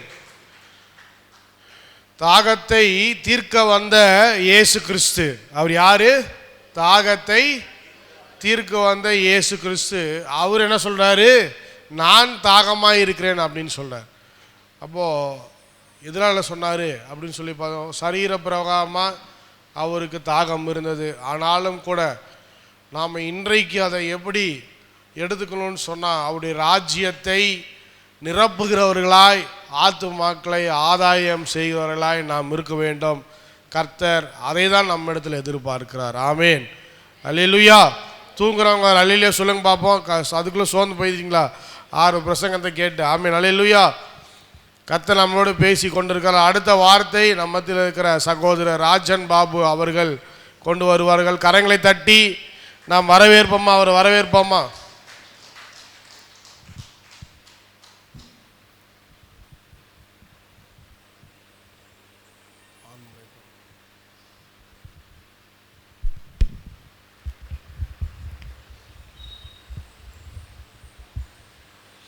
ஆண்டவருடைய பரிசுத்த நாமத்துக்கு ஸ்தோத்திரம். பிதாவாகி தேவனாலும் கர்த்தராகிய இயேசு கிறிஸ்துவினாலும் உங்களுக்கு கிருபையும் சமாதானமும் உண்டாவதாக. யோவான் எழுதின சுவிசேஷம் 19ஆம் அதிகாரம் 30ஆம் வசனம். இயேசு காடியை வாங்கின பின்பு முடிந்தது என்று சொல்லி தலையை சாய்த்து ஆவியை ஒப்பு கொடுத்தார். கண்களை மூடி இந்த வார்த்தைகளுக்காக நாம் ஜெபிப்போம். தகப்பனே, இந்த அருமையான வார்த்தைகளை தியானிக்க போகும் பொழுது ஆண்டவரை என்னை மறைத்து கொள்ளுங்க. என்னுடைய உதடுகளில் இயேசு கிறிஸ்துவின் சிலுவை அடையாளத்து வரைகிறேன். தேவரீர் நீங்கள் பேசுங்கப்பா, நாங்கள் கேட்குறோம். என்னுடைய சரீரத்தை மறைத்து கொள்ளுங்க, என் ஆவியை மறைத்து கொள்ளுங்க, ஆத்மாவை மறைத்து கொள்ளுங்க. ஆண்டவர் உமது வார்த்தை வெளிவரட்டும். இயேசு கிறிஸ்துவின் நாமத்தில் ஜெபிக்கிறோம் தகப்பனே, ஆமென். இன்றைக்கி எத்தனை பேர் உபவாசத்தோடு வந்திருக்கிறீங்க? பரவாயில்ல. ரொம்ப விலை உயர்ந்த மாம்பழம் ஒன்று இருக்குது ஜப்பானில். 1 கிலோ 80,000 ரூபா. அந்த 1 கிலோ மாம்பழத்தை ஒரு கூடை நிறைய கொண்டாந்து உபவாசத்தில் இருக்கிறவங்கள்ட்ட கொடுத்தோம்னா 1 மாம்பழம் சாப்பிடுவாங்க, கொஞ்சம் பசி அடைஞ்சிரும். 2 மாம்பழம் சாப்பிடுவாங்க, கொஞ்சம் பசி அடங்கிரும். இப்போ 6வது மாம்பழத்தை சாப்பிட வந்திருக்கிறீங்க. எப்படி இருக்கும்? வேண்டவே வேண்டான்னு ஓடிடுவாங்க. அப்படி 6வது வார்த்தையில் நாம் இருந்தாலும் தேவனுடைய வார்த்தை தேனிலும் தென்னி தேழுதிலும் மதுரமானது. அல்லேலூயா, அல்லேலூயா. முடிந்தது என்பது ஒரு வெற்றியின் வார்த்தை. ஒரு மிக வல்லமையான அரசனோடு ஒரு அரசன் போரிட்டு ஜெயிக்கிறான்னு வச்சுங்க. அப்போ சொல்லுகிற வார்த்தை, ஒரு நோயாளியின் உயிரை காப்பாற்ற மிகுந்த கஷ்டப்படும் நல்ல ஒரு டாக்டர் வந்து ரொம்ப கஷ்டமான ஒரு ஆப்ரேஷன் பண்ணி சக்ஸஸ் பண்ணி சொல்லுகிற வார்த்தை வெற்றியின் வார்த்தை. முடிந்தது. ஆண்டவர் சிலுவையில் எதை பற்றி பற்றார்? ஆண்டவர் மனிதனை 6ஆம் நாளில் படைச்சார். அவருடைய சாயலாகவும் மனுஷ ரூபத்தின் அவருடைய ரூபத்தின்படி மனிதனை படைச்சார். சகல ஆசீர்வாதங்களை மனிதனுக்கு கொடுத்தாரு. பூமி மேலே சகல ஜீவ ஜந்துக்குள்ளேயும் ஆண்டவர் ஆசீர்வதிச்சார். ஆதியாகமம் 2ஆம் அதிகாரம் 17ஆம் வசனத்தில் ஆண்டவர் சொன்னார், நன்மை தீமை அறியத்தக்க கனியை மட்டும் விருஷத்தை மட்டும் புசிக்க வேண்டாம், அது புசிக்கும் நாளிலே சாவாய். முதல் மனிதனாய் ஆதாம் யாவால் இந்த கட்டளைக்கு வந்து கீழ்ப்படியாமல் நன்மை தீமை அறியத்தக்க கனியை புடிச்சிட்டாங்க. இது நமக்கு தெரியும். அது நிமித்தமாக மனித சமூகத்தை மரணம் ஆட்கொண்டது. இந்த மரணத்தை ஜெயித்து முடித்தார். இன்றைக்கி என்ன முடித்திருக்கிறார்? மரணத்தை. இயேசு சிலுவையிலே மனித சமாதானத்துக்காக மரணத்தை ஜெயித்து ருசி பார்த்தார். ருசி பார்த்ததும் இல்லாமல் ஜெயித்தார். 1 யோவான் 2ஆம் அதிகாரம் 16ஆம் வசனம் சொல்லுது, மாம்சத்தின் இச்சை, கண்களின் இச்சை, ஜீவனத்தின் பெருமையுமாகிய உலகத்தில் உள்ளவைகள் எல்லாம் அவைகள் உலகத்தினால் உண்டானவைகள், அவை கர்த்தரால் உண்டானவைகள் அல்ல. இந்த 3 காரியம்தான் இன்னைக்கு வந்து மனிதனை ஆண்டு கொண்டிருக்கின்றது, மனிதனை ஆட்சி செய்து கொண்டிருக்கின்றது. ஆண்டவர் என்ன படைச்சாருங்க? வானத்தை படைச்சாரு, பூமியை படைச்சாரு, சமுத்திரத்தை படைச்சாரு, கடலை படைச்சாரு, சமுத்திரத்தின் மச்சங்களை படைச்சாரு, எல்லாத்தையும் படைச்சாரு. இதை 3 இப்போ எப்படி உலகத்தினால் எதனால் இது உண்டானுச்சு? ஆதாமும் ஏவாளும் புசிக்கக்கூடாது என்று கனியை புசித்ததினாலே இந்த பாவங்கள் மனித சமுதாயத்தை பின்தொடர்ந்து வந்து கொண்டிருக்கின்றத. இன்னைக்கு இந்த பாவத்தை என்ன பண்ணுறாரு ஆண்டவர்? சிலுவையிலே இதை முடிக்கின்றார். எனவே தான் இந்த புசிக்கக்கூடாது என்று சொல்லுகிற இந்த கனியை ஆதாம் ஏவாள் புசித்ததுனால இந்த பூமியத்தை ஊழியத்தை தொடங்கும் பொழுது, பூமியில் இயேசு சாமி ஊழியத்தை தொடங்கும் பொழுது சோதனைக்காரன் வந்து அவர் 3 சோதனை பண்ணுறான். அந்த 3 சோதனையும் பார்த்தீங்கன்னா கண்களின் நிச்சை, மாம்சத்தின் நிச்சை, ஜீவனத்தின் பெருமை. இந்த 3 சோதனையும் வேத வசனங்களினால் ஜெயிக்கிறாரு. இன்னைக்கு ஆண்டவர் சிலுவையில் வந்து என்ன பண்ணுறாரு? இதை சிலுவையிலே தன்னுடைய மரணத்தை ருசி பார்த்து இதை ஜெயிக்கிறார். சரி, சங்கீதம் 138ஆம் அதிகாரம் 8ஆம் வசனம் சொல்லுகிறது, கர்த்தர் எனக்காக யாவையும் செய்து முடிப்பார். இது தாவீது ராஜா சொல்லுகிறாரு. அவர் சொன்னது போலவே நம்ம கல்வாரி சிலுவையை நோக்கி பார்க்கும் பொழுது ஆண்டவர் நம் பாவங்களை மன்னிக்கிறாரு, சாபங்களை தீர்க்கிறாரு, நோய்களை குணமாக்குறாரு, சத்ருவின் தலையை சிலுவையில் நசுக்கிறாரு. எல்லாவற்றையும் எனக்காக சிலுவையில் செய்து முடித்தார். ஒரு சின்ன ஒரு காரியத்தை ஒரு செய்தியில் டாக்டர் கிளிபோர்ட் குமார் அவங்க ஒரு செய்தியில் சொன்ன ஒரு காரியத்தை சொல்லி இந்த செய்தியை ஆரம்பிக்க விரும்புகிறேன். ஒன்றும் ஆரம்பிக்கவே இல்லை, ஆரம்பிக்கிறேன். 10 நிமிஷம் தான் இருக்குது, ஆரம்பிக்கிறேன். சரி, டாக்டர் கிளிப்போர்டு குமார்கிட்ட வந்து ஒரு ஏழையான சகோதரி வந்து அவர்கிட்ட வந்து ஜெபிக்கிறதுக்கு வந்தாங்க. ரொம்ப ரொம்ப ஏழையான சகோதரி, ரொம்ப கண்ணீரோடு வந்தாங்க. அந்த சகோதரி வந்து இது மாதிரி எனக்கு வந்து மாப்பிள்ளையே வரமாட்டேங்குதுங்க, 30 வயசுக்கு மேலே ஆயிடுச்சுங்க, எங்கள் குடும்பத்தில் ரொம்ப வறுமைங்க, ரொம்ப வந்த மாப்பிள்ளையெல்லாம் எனக்கு அழகு இல்லை, சிவப்பாக இருக்க மாட்டேங்கிறேன், எனக்கு படிப்பு இல்லை என்று எல்லாம் விளக்கிட்டு போயிடுறாங்க என்று அவங்க புலம்பிகிட்டே இருந்தாங்க. அந்த டாக்டர் கிளிப்போர்டு குமார் என்ன பண்ணார், சரி அம்மா நான் உங்களுக்காக ஜெபம் பண்ணுறேன். ஜெபம் பண்ணிவிட்டு ஒரு வார்த்தை சொன்னார், கர்த்தர் எனக்காக யாவையும் செய்து முடிப்பார். இந்த வார்த்தையை மட்டும் சொல்லிக்கொண்டே இருமா, இந்த வார்த்தையை சொல்லிக்கொண்டே இரு, வாழ்க்கை பூரா வந்து இப்படி போகிறப்பயே சொல்லிக்கிட்டே போ, ஆண்டவர் என்ன செய்கிறாரு பார்க்கலாம். அப்போ என்ன பண்ணாங்க, சொல்லிக்கிட்டே போனாங்க. அவங்க சொல்லிகிட்டே போய் ஒரே ஒரு வாரம் தான் ஆச்சு, திரும்ப வந்தாங்க. ஒரு வாரத்தில் அவங்களுக்கு என்ன ஆச்சு, கல்யாணம் செட்டில் ஆயிடுச்சு. திருமண பத்திரிக்கையோடு வந்தாங்க. முதல் பத்திரிக்கை டாக்டர் கிளிப்போர்டு குமார் கொடுக்குன்னு வந்தாங்க. கிளிப்போர்டு குமாருக்கு ஆச்சரியம், என்னம்மா பண்ணீங்க? 24 மாதம் அந்த வார்த்தையை தான் சொல்லிக்கிட்டே இருந்தேன். ஒரு மாப்பிள்ளை வந்தாங்க, அவங்க யாரும் எனக்கு வேணாம், ரட்சிக்கப்பட்டவன் பொண்ணு தான் வேணும் அப்படின்னு வந்து கேட்டாங்க. அவங்க என்னை ஃபிக்ஸ் பண்ணிட்டாங்க, கல்யாணம் ஃபிக்ஸ் ஆயிடுச்சு என்று கொண்டாந்து கொடுத்தாரு. கொண்டாந்து கொடுத்தவொடனே இவர் ஆச்சரியம், அந்த கல்யாண பத்திரிக்கை எடுத்து பார்த்தாரு. யாரா அப்படின்னு பார்த்தா இவரோட நெருங்கின உறவினர், பெரிய பணக்காரர், பெரிய செல்வந்தர். ஆமாம், எப்படிம்மா இவர் வீட்டில் உங்களுக்கு மாப்பிள்ளை கிடச்சிது? ஐயா வேறு ஒன்றும் இல்லை, இந்த வார்த்தையை நான் சொல்லிக்கிட்டே இருந்தேன், இந்த வார்த்தை தான் கிரியை செய்யுது. கர்த்தர் எனக்காக யாவையும் செய்து முடிப்பார், கர்த்தர் எனக்காக யாவையும் செய்து முடிப்பார். சரிம்மா, இந்த கல்யாண செலவுக்குலாம் என்னம்மா பண்ண போகிற என்று கேட்டார்.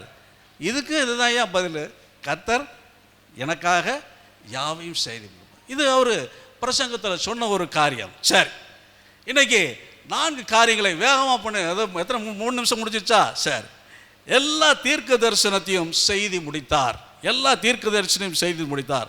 ஆதியாகமம் 3ஆம் அதிகாரம் 15ஆம் அதிகாரம் 15ஆம் வசனம், கலாத்தியர் 4ஆம் அதிகாரம் 5ஆம் வசனம் சொல்லுகிறது, அவர் ஸ்திரீயினுடைய வித்தாய் இருப்பார். இது மாதிரி நிறைய எழுதியிருக்கிறேன். சங்கீதம் 31:11 சொல்லுகிறது, அவர்கள் சீசர்களால் கைவிடப்படுவார். சங்கீதம் 35:11 சொல்லுகிறது, அவர் பொய்யாக குற்றஞ்சாட்டப்படுவார். சங்கீதம் 69:21 சொல்லுகிறது, என் தாகத்துக்கு காடியை குடிக்க கொடுத்தார்கள். அவர் மேல் சொல்லப்பட்ட எல்லா தீர்க்க தரிசனங்களும் நிறைவேறி முடித்தார். இதில் சிலுவையில் முடிந்தது. 2வது காரியம், அவருடைய சரீர பாடுகள் முடிந்தது. ஏன் அப்படின்னா அதுக்கப்புறம் மரணத்தை ருசி பார்க்கின்றார், அவருடைய சரீர பாடுகள் முடிவது. மத்தேயு எழுதின விசேஷம் 26ஆம் அதிகாரம் 38ஆம் வசனம் சொல்கிறது, என் ஆத்துமா மரணத்துக்கு ஏதுவாக துக்கம் கொண்டிருக்கிறது. ஏசாயா 53ஆம் அதிகாரம் 5ஆம் வசனம் சொல்கிறது, நம்முடைய மீறுதல் நிமித்தம் அவர் காயப்பட்டார், நம்முடைய அக்கிரமங்கள் நிமித்தம் அவர் நொறுக்கப்பட்டார், நமக்கு சமாதானத்தை உண்டு பண்ணும் ஆக்கினை அவர் மேல் வந்தது. அவர் சிலுவையில் எல்லா பாடுகளையும் மகிழ்ச்சியோடு ஏற்றுக்கொண்டார். அவருடைய மாம்சத்தை கிழிக்கும்படி ஒப்பு கொடுத்தார். கடைசி சொட்டு ரத்தத்தையும் நமக்காக சிந்தினார். இப்பொழுதோ ஆண்டவர் சொல்கிறார், என் மாம்சத்தில் அனுபவித்த எல்லா சோதனைகள் முடிந்தது, என் சரீரத்தில் அனுபவித்த எல்லா வேதனைகள் முடிந்தது. நான் என்ன பண்ணுறேன், அவருடைய சரீர பாடுகள் முடிவடைந்தது. 3வதாக, உலகத்தின் பாவத்தை சுமந்து தீர்க்கிற தேவாட்டு குட்டியாக அவர் செய்து முடித்தார். எபிரேயருக்கு எழுதின நிருபம் 7ஆம் அதிகாரம் 24 சொல்லுகிறது, அவர் பிரதான ஆசாரியரை போல முன்பு சொந்த பாவங்களுக்காகவும் பின்பு ஜனங்களுடைய பாவங்களுக்காகவும் நாள்தோறும் பலியிட வேண்டுவதில்லை. ஒரே பலி, ஏனெனில் தம்மை தாமே பலியிட்டதனாலே அதை ஒரே தரம் செய்து முடித்தார். இதுக்கப்புறம் பலியே தேவையில்லை. இன்னைக்கு இந்த கவுண்டர் மாருங்க முதலியாரெல்லாம் பார்த்தீங்கன்னா இன்னும் கடா வெட்டிக்கிட்டே இருப்பாங்க. ஏன் அப்படின்னா வருஷம் முழுவதும் அவங்களோட பாவத்துக்கு எங்களுக்கு பரிகாரம் பண்ணுறேன் அப்படின்ட்டு ஆனால் இயேசு சாமி ஒரே ஒரு மளித்ததினாலே இனி ஜனங்களின் பாவங்களுக்காக நாள்தோறும் பலியாட வேண்டுவதில்லை என்று சொல்லுகிறது. கடைசியாக சாத்தானின் மேல் ஜெயம் பெற்று முடித்தார். கொலோசையர் எழுதின சுவிசேஷம், கொலோசையர் எழுதின நிருபம் 2ஆம் அதிகாரம் 14ஆம் வசனம் 15ஆம் வசனம் சொல்லுகிறது, நமக்கு எதிரடையாகவும் கட்டளைகளால் நமக்கு விரோதமாகவும் இருந்த கையெழுத்து அதை நடுவில் இராதபடி எடுத்து சிலுவையின் மேல் ஆணி அடித்து துரைத்தனங்களையும் அதிகாரியங்களை உறிந்து கொண்டு வெளியரங்கமான கோவைகளின் கோலமாக்கி அவைகளின் மேல் சிலுவையிலே வெற்றி சிறந்தார். கடைசியாக சாத்தான் மேலே ஜெயம் செய்து முடித்தார். சாத்தானை மரணத்தை ஜெயமாய் விழுங்கினார். மரணத்தை ஆண்டவர் ஜெயித்தார். சிலுவையில் பிசாசு கொண்டு வந்த அடுத்த எல்லா நோய்களையும் அவர் வெற்றி சிறந்தார். ஏசாயா 53:5 சொல்லுகிறது, அவருடைய தழும்புகளால் குணமாகிறோம். கடைசியாக ஒரே ஒரு அற்புதத்தை மட்டும் நான் சொல்லி முடிக்க விரும்புகின்றேன். ரெய்னார்ட் போங்கே என்பவர் ஆப்பிரிக்கா தேசத்தையே கலக்கின ஒரு தேவ மனிதர். ஆப்பிரிக்கா தேசத்தையே ஒரு கலக்கின மனிதர். ஆப்பிரிக்கா தேசத்தையே இயேசுக்காக சொந்தம் கொண்டாடின மனிதர்.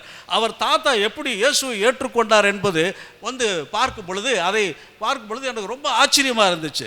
அவங்க மூதாதையர் கிழக்கு ஜெர்மனியை சார்ந்தவர்கள். 1922 வருஷம் கிழக்கு ஜெர்மனியில் கம்யூனிஸ்ட் தேசத்தை சார்ந்தவர்கள். கம்யூனிஸ்ட் தேசம் என்பது ஒரு கடவுளை அறியாத தேசம். அங்கே கடவுளே இல்லை. இந்த தாத்தா அவங்க தாத்தா ரொம்ப வியாதிப்பட்டிருந்தார். ஒரு கொடிய வியாதி இருந்தது. அவர் உடவில் எங்கு தொட்டாலும் வலிக்கும்.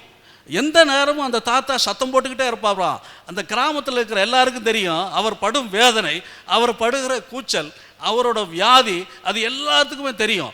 அப்போ 1922 வருஷம் ஒரு அற்புதம் நடந்துச்சு. என்ன நடந்துச்சுன்னா, அமெரிக்காவிலேருந்து ஒரு மிஷனரி காட்டு பகுதியில் தன்னோட வழியை தவற விட்டுட்டார். வழி தவறி அந்த கிராமத்துக்கு வந்தார். அவர் வழி தவறி அந்த காட்டுக்குள்ளே தான் அந்த கிராமம் இருக்குது, அந்த ஈஸ்ட் ஜெர்மனி அப்படிங்கிறது. இப்போ ஜெர்மனி, ஈஸ்ட் ஜெர்மனி என்றால் பலருக்கு தெரியாது. 1995 பெர்லின் சவர் உடைந்து 2 ஈஸ்ட் ஜெர்மனி வெஸ்ட் ஜெர்மனி ரெண்டும் ஒன்றாய் சேர்ந்து இன்று ஜெர்மன் தேசமாக இருக்கிறது.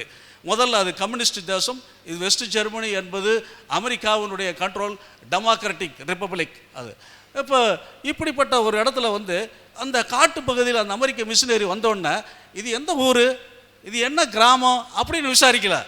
இங்கே யாராவது வியாதியாக இருக்கிறாங்களா?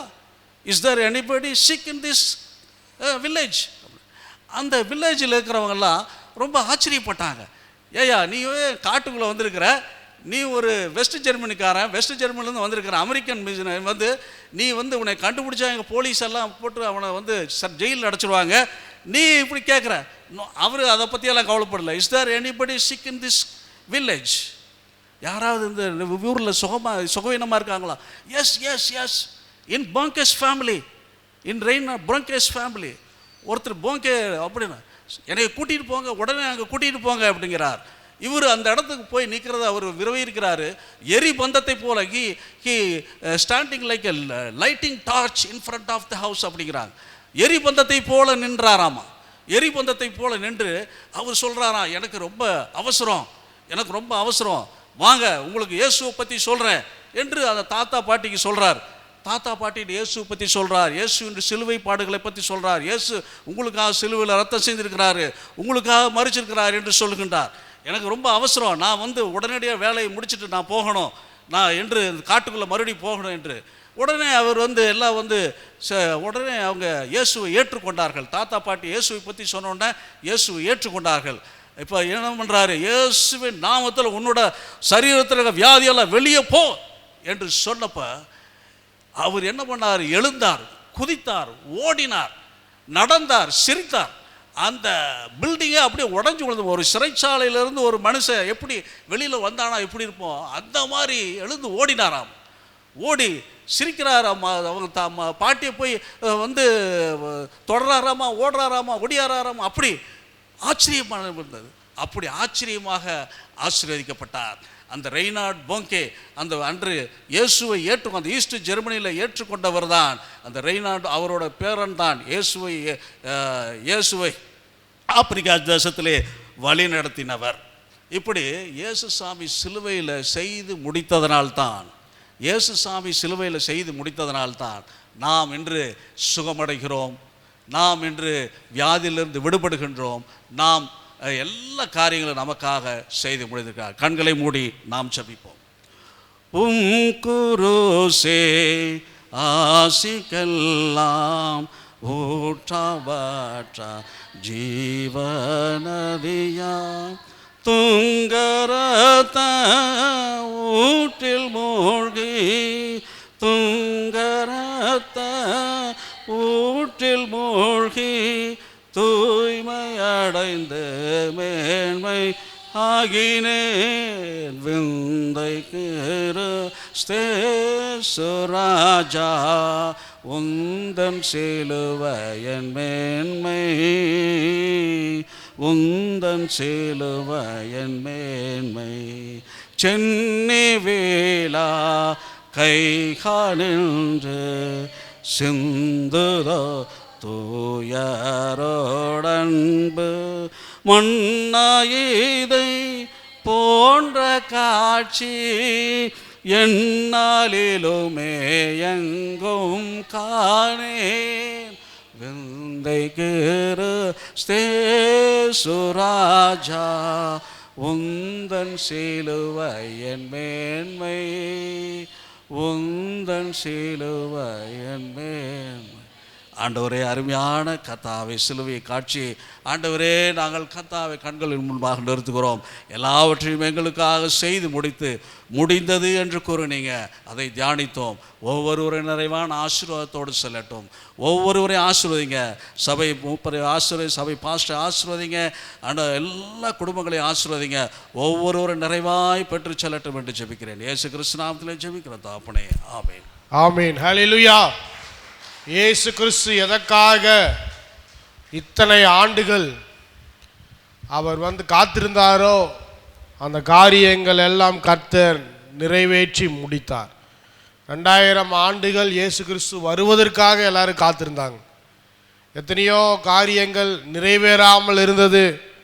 பார்த்தீங்கன்னு சொன்னால் பழைய ஏற்பாட்டு தீர்க்க தரிசனங்கள் எல்லாம் மேசியாவுக்காக காத்திருந்தது. அந்த மேசியா வந்த பிறகு ஒவ்வொரு தீர்க்க தரிசனங்களாய் அனைத்து தீர்க்க தரிசனங்களும் நிறைவேறினது.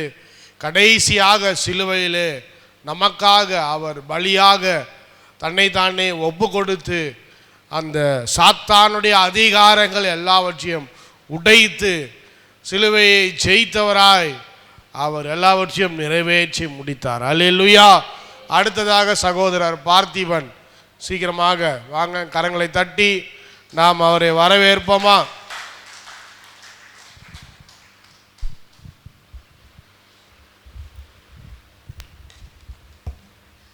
சகலத்தையும் படைத்து ஆண்டு கொண்டிருக்கிறதான சர்வசிருஷ்டி கர்த்தராகிய இயேசு கிறிஸ்துவின் நாமத்தினாலே இந்த நேரத்தில் வந்திருக்கிற உங்கள் யாவருக்கும் என் அன்பின் வாழ்த்துக்கள்.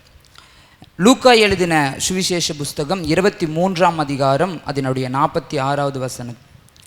பிதாவே, உம்முடைய கைகளில் என் ஆவியை ஒப்புவிக்கிறேன். இயேசு கிறிஸ்து சிலுவையிலே கடைசியாக சொன்னதான வார்த்தை, 7வது வார்த்தை, பிதாவே உம்முடைய கைகளில் என் ஆவியை ஒப்புவிக்கிறேன். இதே வசனம் மற்ற 3 சுவிசேஷங்களிலும், மத்தேயு எழுதின சுவிசேஷம் 27ஆம் அதிகாரம் 50வது வசனத்தில் இயேசு மறுபடியும் மகா சத்தமாய் கூப்பிட்டு ஜீவனை விட்டார் என்றும், மார்க்கு 15:37லும் இயேசு மறுபடியும் மகா சத்தமாய் கூப்பிட்டு ஆவியை விட்டார் என்றும், யோவான் 19:30வது அதிகாரம் தலையை சாய்த்து ஆவியை ஒப்பு கொடுத்தார் என்றும் எழுதியிருக்கிறது. இந்த வார்த்தையை எபிரேய பதத்திலே நாம் பார்ப்போம் என்று சொன்னால், பிதா என்றால் பட்டேர் என்ற எபிரேய பதத்தை குறிக்கக்கூடியதாகவும், உம்முடைய கைகளில் என்றால் ஏஸ் ஹோரே ஷோ என்று சொல்லியும், ஆவியை என்றால் நியூமா என்றும், ஒப்புவிக்கிறேன் என்றால் பராட்டி தேமா என்றும் சொல்லி எழுதப்பட்டிருக்கிறது எபிரேய பதத்திலே. இதற்கு முன்பாக இயேசு சிலுவையிலே சுமப்பதற்கு முன்பாக இருந்ததான அவருக்கு முன்னாடி இருந்த பிரச்சனைகள் என்னென்ன அப்படின்னு பார்த்தீங்கன்னா, பஸ்காவை யூதர்களுடைய வணக்கப்படி 6 மணி முதல் 9:30 மணிக்குள்ளே இயேசு கிறிஸ்து பஸ்கா பண்டிகையை அனுசரிக்கிறார். அந்த பஸ்காவில் பெரிய உணவெல்லாம் கிடையாது. நம்ம பழைய ஏற்பாட்டில் வாசிக்கிற பிரகாரம் ஒரு ஆட்டுக்குட்டி, புளிப்புள்ளாத அப்பம், அந்த இடத்திலிருந்து கிளம்புவதற்காக அதை நினைவு கூறும்படி கசப்பான கீரை, அப்புறம் காடி, இது போன்ற காரியங்களைத்தான் அவர்கள் பயன்படுத்தி இருக்கிறார்கள். அதுதான் இயேசு கிறிஸ்துவனுடைய பஸ்கா. அவர் கடைசியாக உண்ட உணவும் அதுதான். 9:30 மணி முதல் 11 மணி வரை ஒரு யோவான் 18:1ஆம் அதிகாரத்தை முழுசாக வாசிச்சு பார்த்தீங்கன்னா, 18ஆம் அதிகாரம் 1 முதல் வாசிச்சு பார்த்தீங்கன்னா ஒரு சின்ன டிராவல் போகிறார் ஏசப்பா தன்னுடைய சீஷர்களோடு. 11 முதல் 2 மணி வரை கெத்செமனே பூங்காவிலே அவர் ஜெபிக்கிறார். அவருடைய ஜெபம் எல்லாருக்கும் தெரியும் எப்படி ஜெபிச்சார் என்று. வியர்வை துளி வெளியேற வேண்டிய இடத்திலிருந்து ரத்தம் வெளியேறினது என்று சொல்லி நாம் வாசிக்கிறோம். 2 முதல் 5 மணி வரை அவர் கைது செய்யப்பட்டு அன்னா காய்பா மற்றும் ஏரோது பிலாத்தினிடத்திலே அழைத்து செல்லப்பட்டு அலைக்கழிக்கப்படுகிறார் அங்கும் இங்குமாக. அதற்கு முன்பாக அந்த இடத்துல ஒரு வசனம் வாசிக்கிறோம். அன்னாவும் காய்பாவும் ஏரோதும் பிலாத்தும் பார்த்தீங்கன்னா அது வரைக்கும் விரோதியாக இருந்தாங்களாம். ஆனால் இயேசு கிறிஸ்துவனுடைய காரியத்தில் மட்டும் ஒருமனப்பட்டார்களாம். அந்த இடத்துல வாட்சி பாருங்க, தெளிவாக அது எழுதப்பட்டிருக்கிறது. எல்லாம் முடித்த பின்பு சிலுவையிலே ஏரோதும் சரி பிலாத்தும் சரி இயேசு கிறிஸ்துவுக்கு ஃபேவர் பண்ணணும்னு தான் நினைச்சாங்க. ஆனால் சொந்த ஜனம் அவரை சிலுவையில் அறையணும்னு சொல்லி பாடுபட்ட பொழுது இயேசு கிறிஸ்து சிலுவையில் தன்னை ஒப்பு கொடுக்கிறார். 39 கசையடிகள். அதுபோக சிலுவை குறித்து ஒரு டீட்டெயில் ஆன்ட்டி சொல்லும்போது சொன்னாங்க 50 கிலோன்னு. ஆனால் எனக்கு சரி 150 கிலோ அதனுடைய எடைன்னு சொல்லி நான் வேத வல்லுநர்கள் எழுதப்பட்ட இதில் வாசிக்கும். அதனுடைய நீளம் 15 அடி, அதனுடைய அகலம் 8 அடி என்று சொல்லி நான் ரெஃபர் பண்ணதில் இருக்குது. எது உண்மைன்னு எனக்கு தெரியல. ஆனால் இதில் கொடுக்கப்பட்டிருந்த வார்த்தை 7வது வார்த்தையில் என்ன சொல்லப்படுகிறது அப்படின்னு சொன்னால், அவர் தன்னை ஒப்பு கொடுத்தார் என்கிற பதம் தன்னை அர்ப்பணித்தார் என்கிற பதத்திற்கு ஈடாகிறது. இதில் ஒரு 7 காரியத்தை மாத்திரம் குறித்து நான் பேசி நிறைவு செய்ய விரும்புகிறேன். எதை சிலுவையிலே இயேசு கிறிஸ்து நிறைவேற்றினார், அர்ப்பணித்தார் என்றால், முதலாவது காரியம் 110 பழைய ஏற்பாட்டின் தீர்க்கதரிசிகள் மூலமாய் உரைக்கப்பட்ட தீர்க்க தரிசனம் சிலுவையிலே நிறைவேறி இருக்கிறது.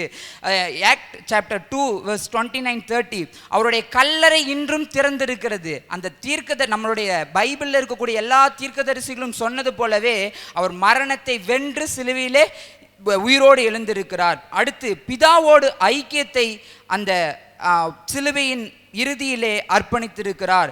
முதல் வார்த்தையும் பார்த்தீங்கன்னா பிதாவேன்னு சொல்லி தான் ஆரம்பிப்பார். பிதாவே இவர்களுக்கு மன்னியுன்னு சொல்லி தான் சிலுவையில் இயேசு பேசியிருப்பார்.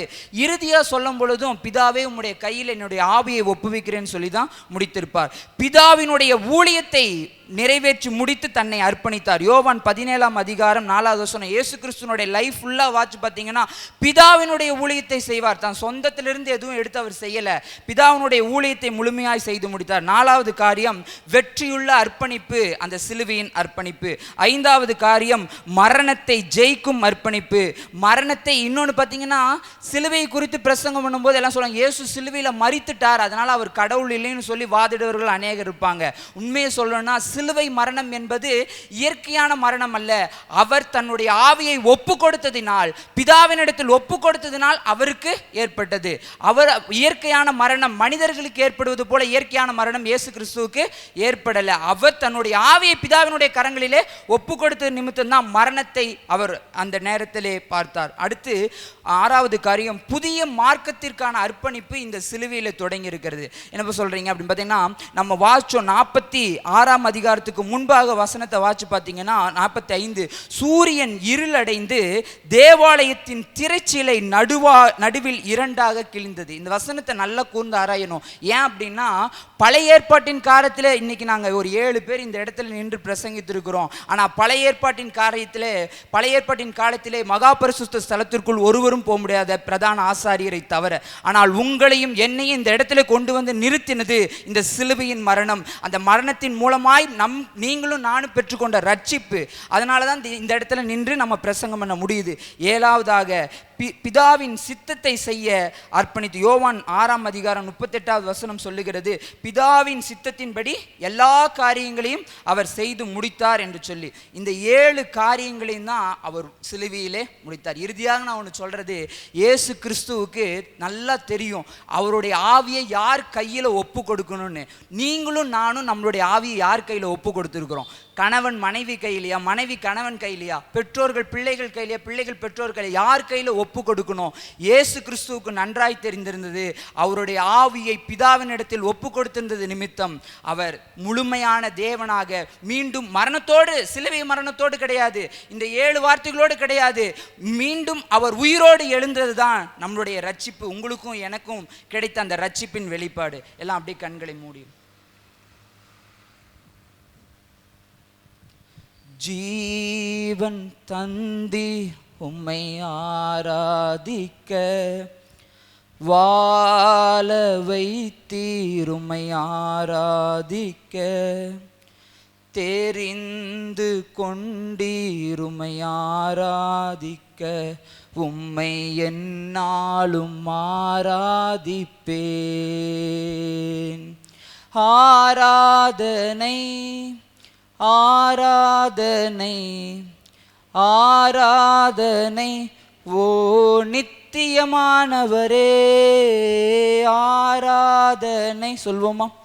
ஆராதனை ஆராதனை ஓ நித்தியமானவரே, நீரே நிரந்தரமானவர், நீரே கணத்திற்கு பாத்திர, நீரே மகிமையுடையவர், உம்மை என்றும் ஆராதிப்பேன். சகலத்தையும் படைத்து ஆண்டு கொண்டிருக்கிறதான எங்கள் சர்வ சிருஷ்டி கர்த்தாவே, அப்பா நீர் சிலுவையிலே உம்முடைய ஆவியை பிதாவிடத்தில் ஒப்புவித்தது போல ஆண்டவரே எங்களுடைய ஆவியை நாங்கள் உம்முடைய கரத்தில் ஒப்பு கொடுக்குறோம் ஆண்டவரே. அப்பா இந்த 7 வார்த்தைகளையும் ஆண்டவரே அப்பா ஸ்தோத்திரம் நாங்கள் இன்றைக்கு கேட்டிருக்கிறோம். எங்களுடைய இறுதி நோக்கம் எங்களுடைய ஆவி பரலோகத்திற்கு வரணும் ஆண்டவரே. அப்பா இந்த நாளிலும் எங்களுடைய ஆவி உம்முடைய கரத்தில் அர்ப்பணிக்கிறோம் சுவாமி. ஆண்டவரே ஒப்பு கொடுக்கிறோம் ஆண்டவரே. அப்பா நீர் சிலுவையிலே ஆண்டவரே 7 வார்த்தைகளை பேசினதை இன்றைக்கு தியானித்திருக்கிற நாங்கள் கேட்டிருக்கிறோம். அப்பா உம்மை போலவே நாங்களும் ஆண்டவரே அப்பா ஸ்தோத்திரம் எங்களுடைய வாழ்க்கையில பிதாவின் சித்தத்தின்படி செய்கிறவர்களாய் அப்பா ஸ்தோத்திரம் ஆண்டவரே அப்பா ஸ்தோத்திரம் தீர்க்க தரிசனங்களை அப்பா ஸ்தோத்திரம் நிறைவேற்றுவர்களாய் சகல ஜனங்களிடத்திலும் சுவிசேஷத்தை கொண்டு சேர்க்கிறவர்களாய் மன்னிக்கிறவர்களாய் கர்த்தர் எங்களை மாற்றும்படியாய் நாங்கள் நன்றி செலுத்துகிறோம். அப்பா எங்களுடைய ஆவியை உம்முடைய கரத்தில் ஒப்பு கொடுத்து ஜெபிக்கிறோம் ஆண்டவரே. உம்முடைய அன்பின் கரங்களில் தாழ்த்துகிறோம். இயேசு நாமத்தில் ஜெபிக்கிறோம் பிதாவே. ஹல்லேலூயா. இயேசுவே தேவன் என் நண்பரே, இயேசுவே மேலன் என் வாஞ்சை என்றுமே, என் மனவாளன் என் நேசமானவர்,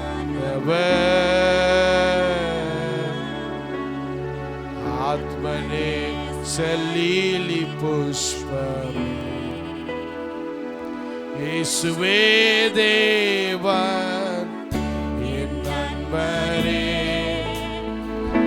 இயேசுவே மேலன் என் வாஞ்சை என்றுமே, என் மனவாளன் என் மனவாளன் என் நேசமானவர்,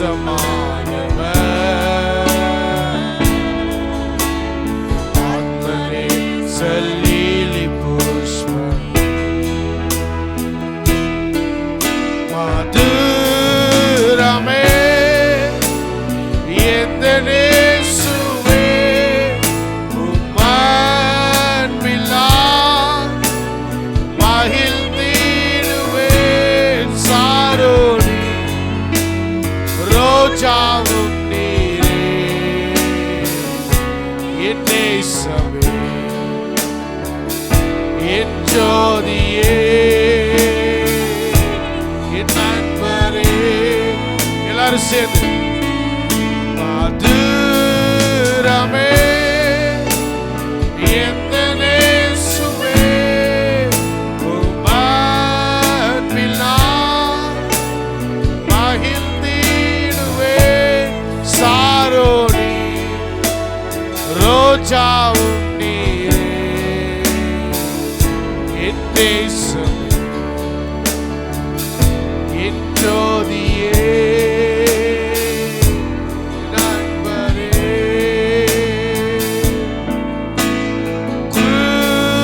Crucified, laid behind the sword, you live to die, rejected and alone, like a rose trampled on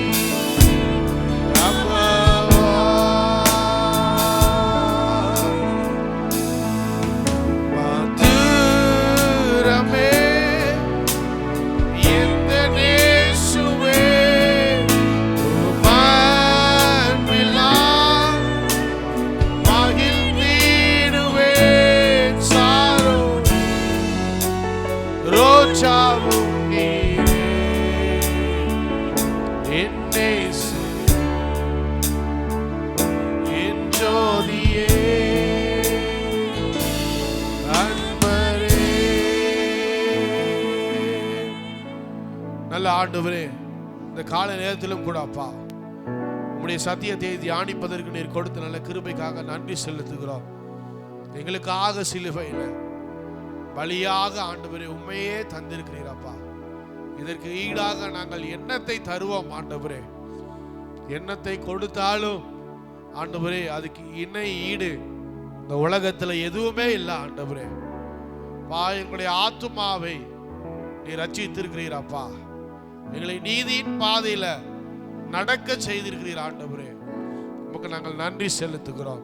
இன்னைக்கு வந்த ஒவ்வொருவரையும் ஆசீர்வதியும், அவருடைய குடும்பங்களை ஆசீர்வதியும், அவருடைய தேவைகள் எல்லாம் கர்த்தர் சந்திப்பீராக, பலப்படுத்துவீராக. இந்த சிலுவை நாளிலே சிலுவை பாடுகளை நினைப்பதற்கு ஆண்டவரே, அதை குறித்து நாங்கள் ஆராய்ந்து அறிந்து கொள்வதற்கு நீர் கொடுத்த பாக்கியத்துக்காக நன்றி செலுத்துகிறோம். இன்றைக்கு பேசின ஒவ்வொருவரையும் ஆசீர்வதியும், இன்னும் அதிகமாய் நீர் அவர்களை எடுத்து பயன்படுத்தும். சகல துதிகளை மகிமையெல்லாம் உமக்கே செலுத்துகிறோம். நீரே வழி நடத்துவீராக, பாதுகாத்து கொள்ளுவீராக. ஞாயிற்றுக்கிழமை நடக்க போற ஆராதனையை ஆசீர்வதியும். நீர் எங்களோடு இருந்து வழி நடத்தும்.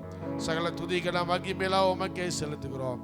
இயேசுவின் நாமத்தினால ஜெபிக்கிறோம் நல்ல பிதாவே, ஆமென். ஆத்துமாவே கர்த்தரை ஸ்தோத்திரி, ஆத்துமாவே கர்த்தரை ஸ்தோத்திரி, கர்த்தர் செய்த சகல உபகாரங்களையும் மறவா.